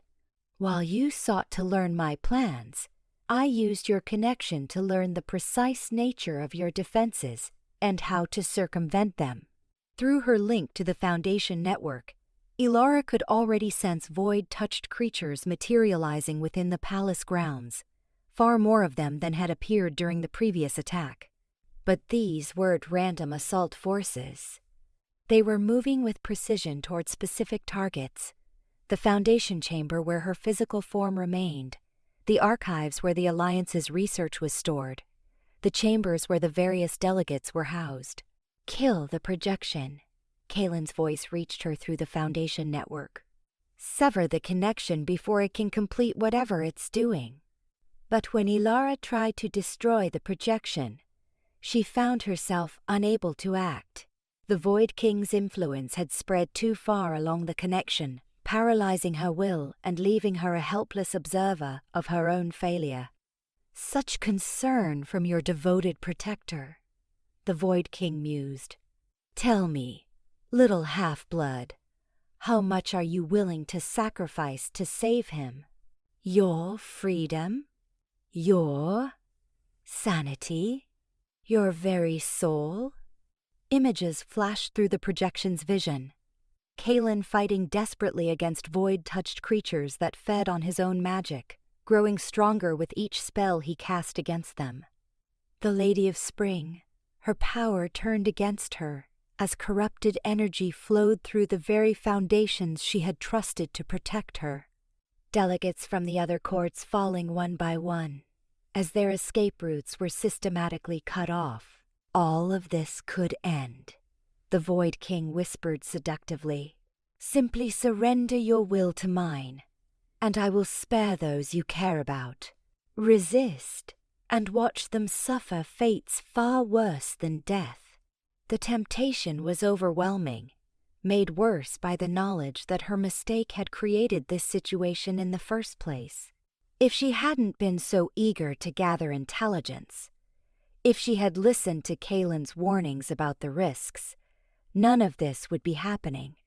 But even as despair threatened to overwhelm her, Elara remembered something the lady had taught her during her early training. Fey magic was powered by will and emotion, but it was also constrained by the fundamental nature of reality. Even the Void King, for all its power, could not simply rewrite the basic laws that governed existence. If it could have destroyed their defenses directly, it would have done so already. If it could have corrupted her through force alone, it wouldn't need to rely on temptation and manipulation. Its power was vast but not absolute, constrained by the same barriers between realms that it was trying to tear down. You're afraid, she said, the realization giving her strength to speak despite the paralysis that gripped her projection. For all your power, for all your threats, you're afraid of what I might become if I remain uncorrupted. The Void King's laughter was like the sound of reality tearing. Fear? And the death of hope. The ending of all things. What could I possibly fear from one small half-blood who clings to delusions of heroism? Change, Elara replied. Growth. The possibility that something new might emerge from the combination of mortal determination and fey magic. Something you can't predict or control. Philosophical speculation, the Void King dismissed. You are what you are, nothing more. A useful tool that I will claim when convenient. But Elara could sense uncertainty beneath its confident words, a recognition that her unique nature represented variables it couldn't fully account for. The Void King had existed for eons, had seen countless civilizations rise and fall, had witnessed every permutation of power and corruption that the universe could produce. That she was something genuinely new, a bridge between different forms of existence that created possibilities neither realm could produce alone. Perhaps, she said, gathering her will for one desperate gambit. But if I'm nothing more than a tool, then you won't mind if I choose to break rather than be used. Before the Void King could react, Elara turned all her power inward, using her connection to the Foundation network, not to attack or defend, but to overload the magical matrix that sustained her expanded consciousness. It was essentially magical suicide, burning out her abilities in one devastating release that would sever all connections and leave her a normal mortal again. The feedback along the projections link was enormous, a pulse of raw energy that tore through the Void King's control like lightning through a spider's web. The projection dissolved instantly, while the entity itself staggered under the unexpected assault. But the real damage was to Elara herself. As her enhanced abilities burned away, she felt her consciousness contracting back to purely human dimensions. The vast awareness that had let her perceive entire realms simultaneously collapsed to normal sensory range, while the connection to the foundation network that had anchored her existence began to fail. She was dying, she realized with surprising calm. Not physically, but magically, spiritually, in ways that would leave her fundamentally diminished, even if her body survived.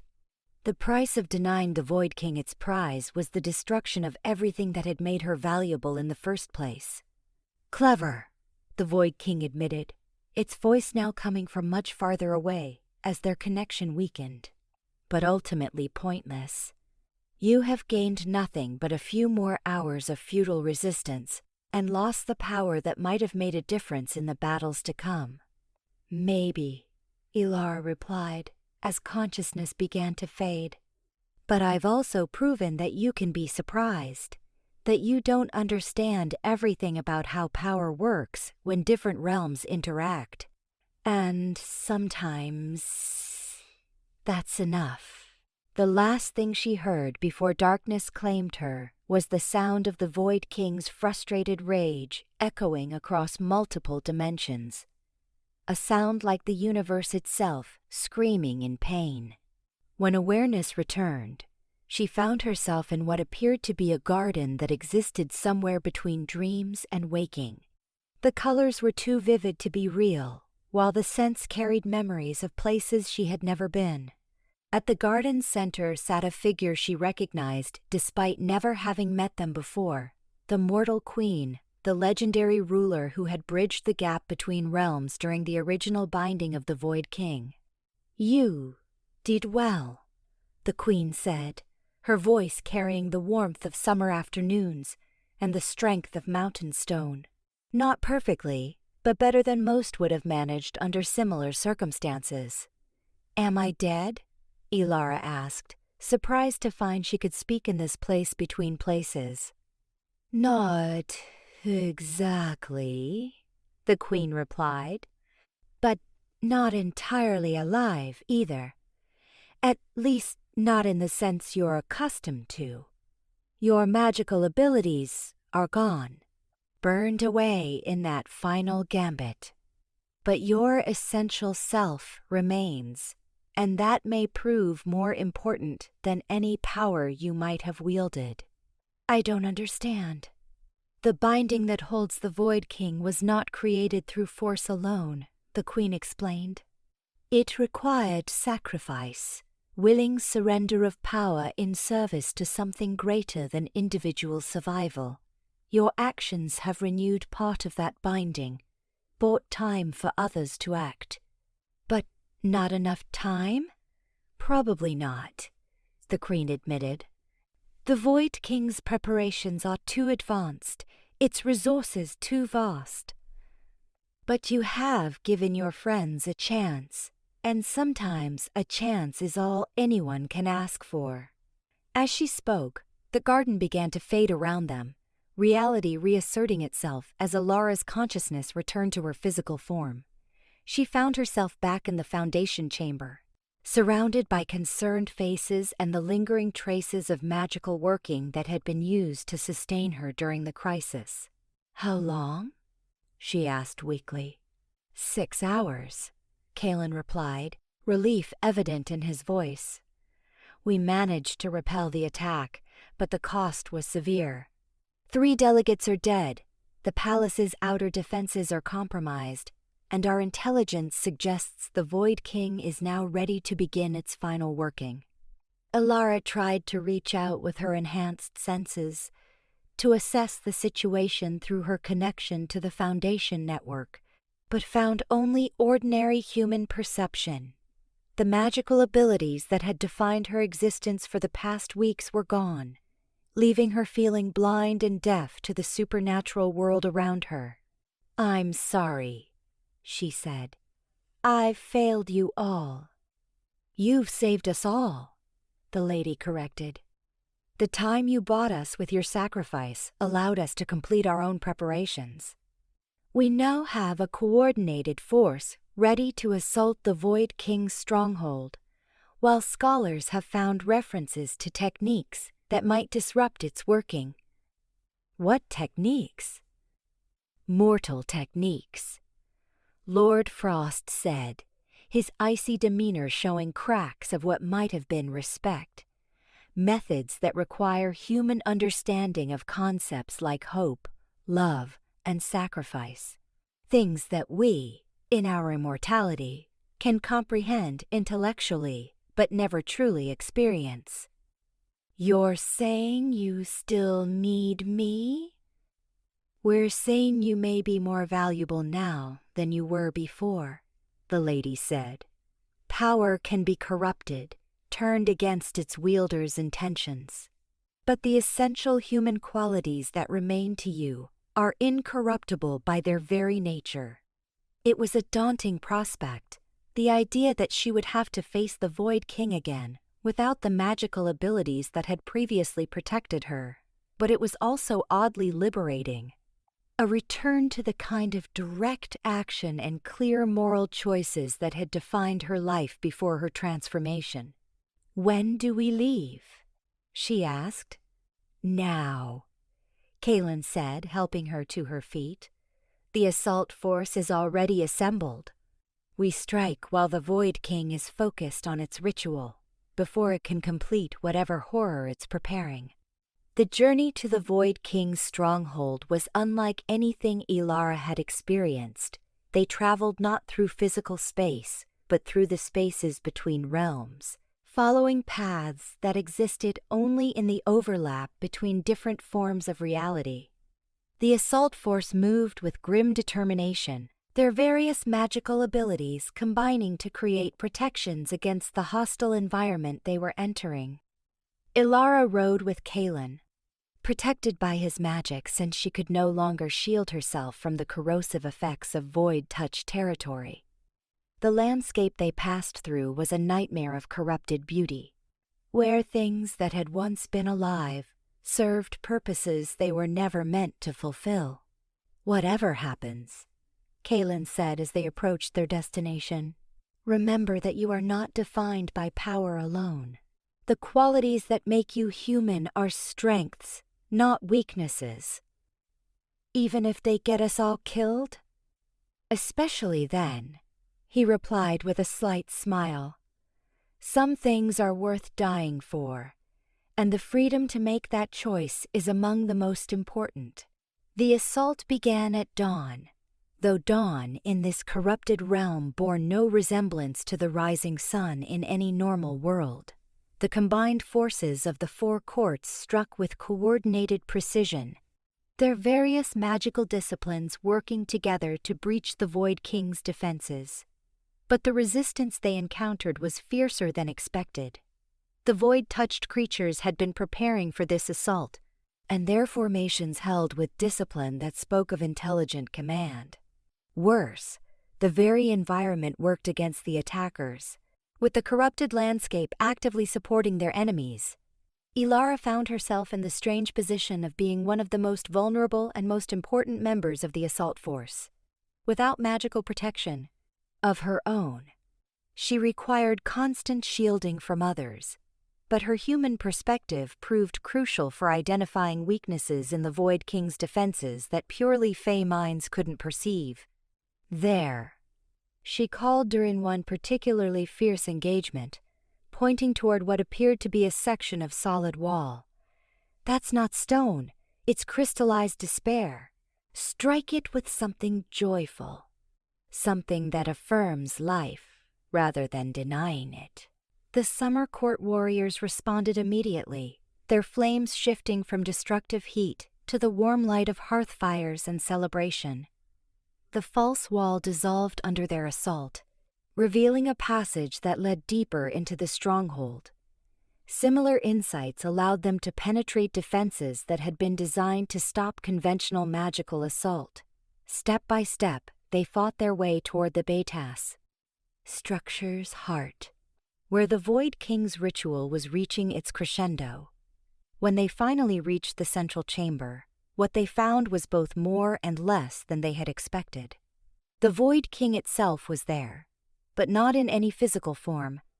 Instead, it existed as a presence that filled the entire space, a consciousness so vast and alien that looking directly at it threatened to drive observers mad. Around the chamber's perimeter, arranged in complex geometric patterns, were artifacts that had been stolen from across multiple realms. Each one pulsed with contained power, their combined energy being woven together into something that would have the strength to tear reality apart entirely.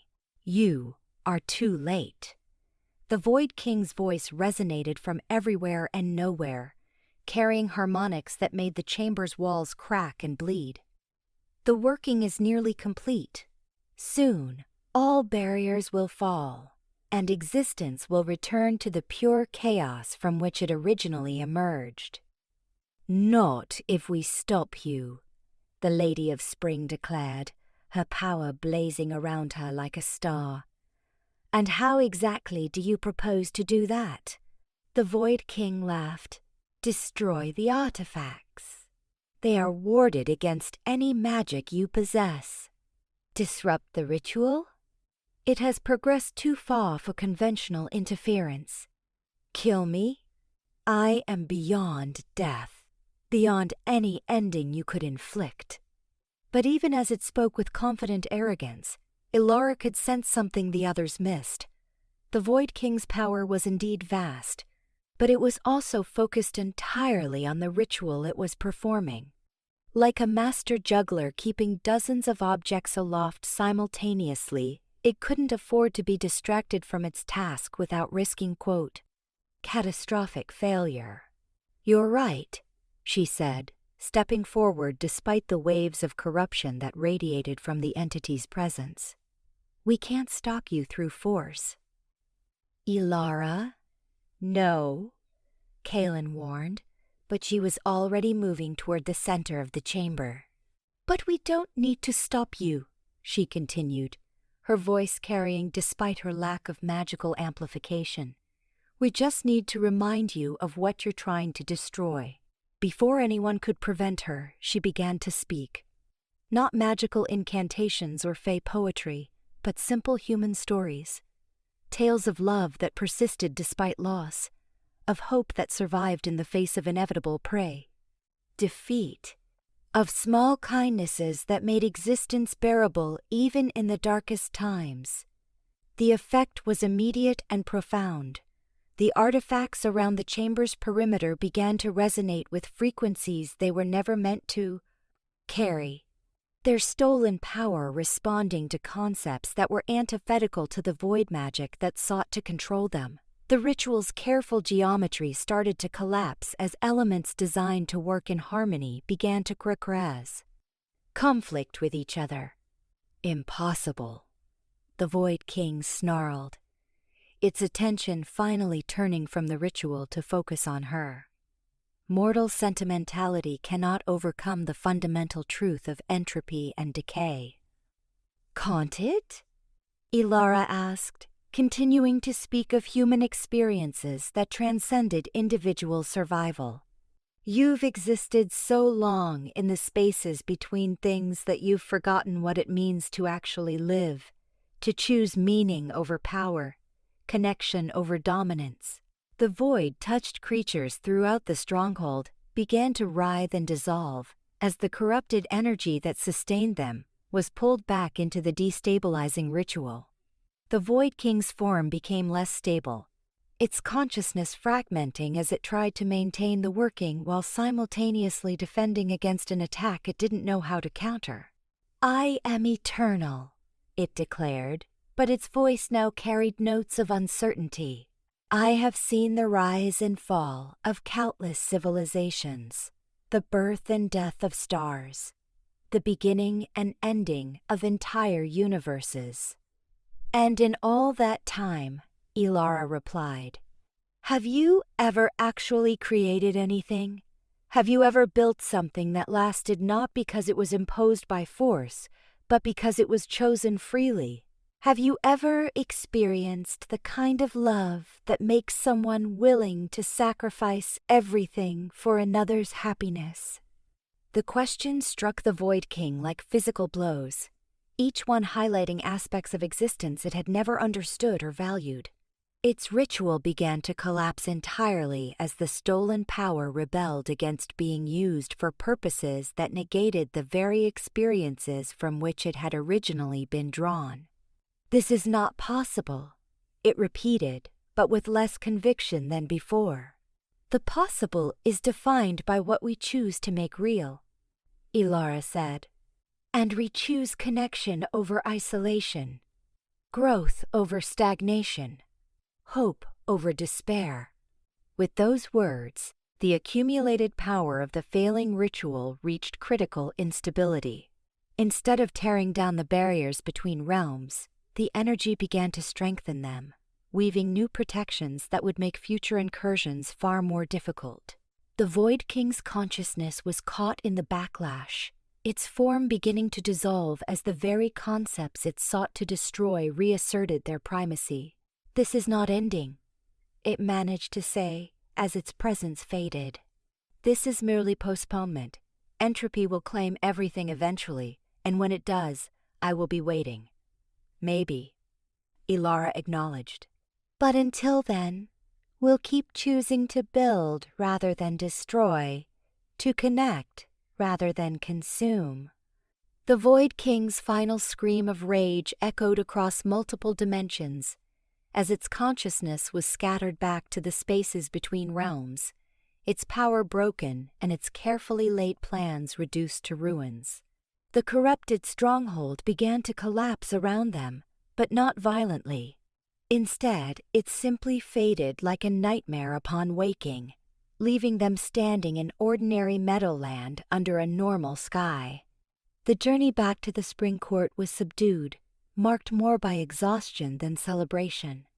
They had won, but the cost had been significant. Several members of the assault force had not survived the final confrontation, while others bore wounds that would take centuries to heal. For Elara, the victory felt strangely hollow. She had played a crucial role in their success, but at the cost of everything that had made her special. She was once again merely human, ordinary in ways that seemed almost disappointing after the expanded awareness she had briefly possessed. "Regrets?" Kaelen asked, as they walked through the palace gardens in the days following their return. "Some," she admitted. "I miss being able to sense the connections between things, the way everything was part of a larger pattern. And yet, you seem more at peace now than you did when you possessed those abilities." Elara considered this observation. "I think it's because I know who I am again. The magical abilities were incredible, but they also made me feel disconnected from my essential self. Now I'm just me, but that feels like enough." "More than enough," he said quietly. They had reached the edge of the gardens, where a new portal was being constructed to return her to the mortal realm. The lady had made it clear that she was welcome to remain in the spring court permanently, but Elara knew her place was in her own world, with her own people. "Will you visit?" she asked. "If you want me to," Kaelen replied. "The barriers between realms are stronger now, but not impermeable. Travel will be difficult, but not impossible." "I'd like that." The portal activation was a simple affair, lacking the drama of her original arrival. She stepped through the swirling energies and found herself back in her apartment, as though the past month had been nothing more than an elaborate dream. But she knew it had been real. The memories were too vivid, the changes to her fundamental understanding too profound to dismiss. She had seen wonders beyond imagination, faced horrors that threatened reality itself, and discovered that the most powerful magic was often the simplest human choice to care about something beyond oneself. Her old life was waiting for her. The library, the book club, the comfortable routines that had once defined her existence. But now she saw them with new eyes. understanding that every small kindness, every moment of connection, every choice to build rather than destroy, was a victory against the forces of entropy and despair. The phone rang, and she found herself smiling as she answered it. There was work to be done, stories to be shared, lives to be touched in small but meaningful ways. It wasn't the cosmic significance she had briefly wielded, but it was real, and it was hers. Outside her window, shadows moved in ways that suggested the supernatural world was never entirely separate from the mundane one. But rather than fear, she felt anticipation. Whatever came next, she would face it with the wisdom gained from her time between realms and the knowledge that the most important battles were often fought not with magic or force, but with the simple human choice to hope, to love, and to continue building something beautiful in defiance of all the darkness that sought to tear it down. As she prepared for sleep that night, Elara noticed a single flower on her bedside table that definitely hadn't been there that morning. It was unlike any earthly bloom, its petals shifting between colors that had no names while its scent carried memories of moonlit gardens and impossible beauty. A gift, she realized, and a promise. The magic was still there, still accessible, but now on her terms, rather than as an overwhelming transformation that threatened to consume her identity. She was still the bridge between realms, still the connection point that could help both worlds understand each other better. But she was also still herself, still human in all the ways that mattered most. And perhaps, she thought, as sleep finally claimed her, that was the most powerful magic of all.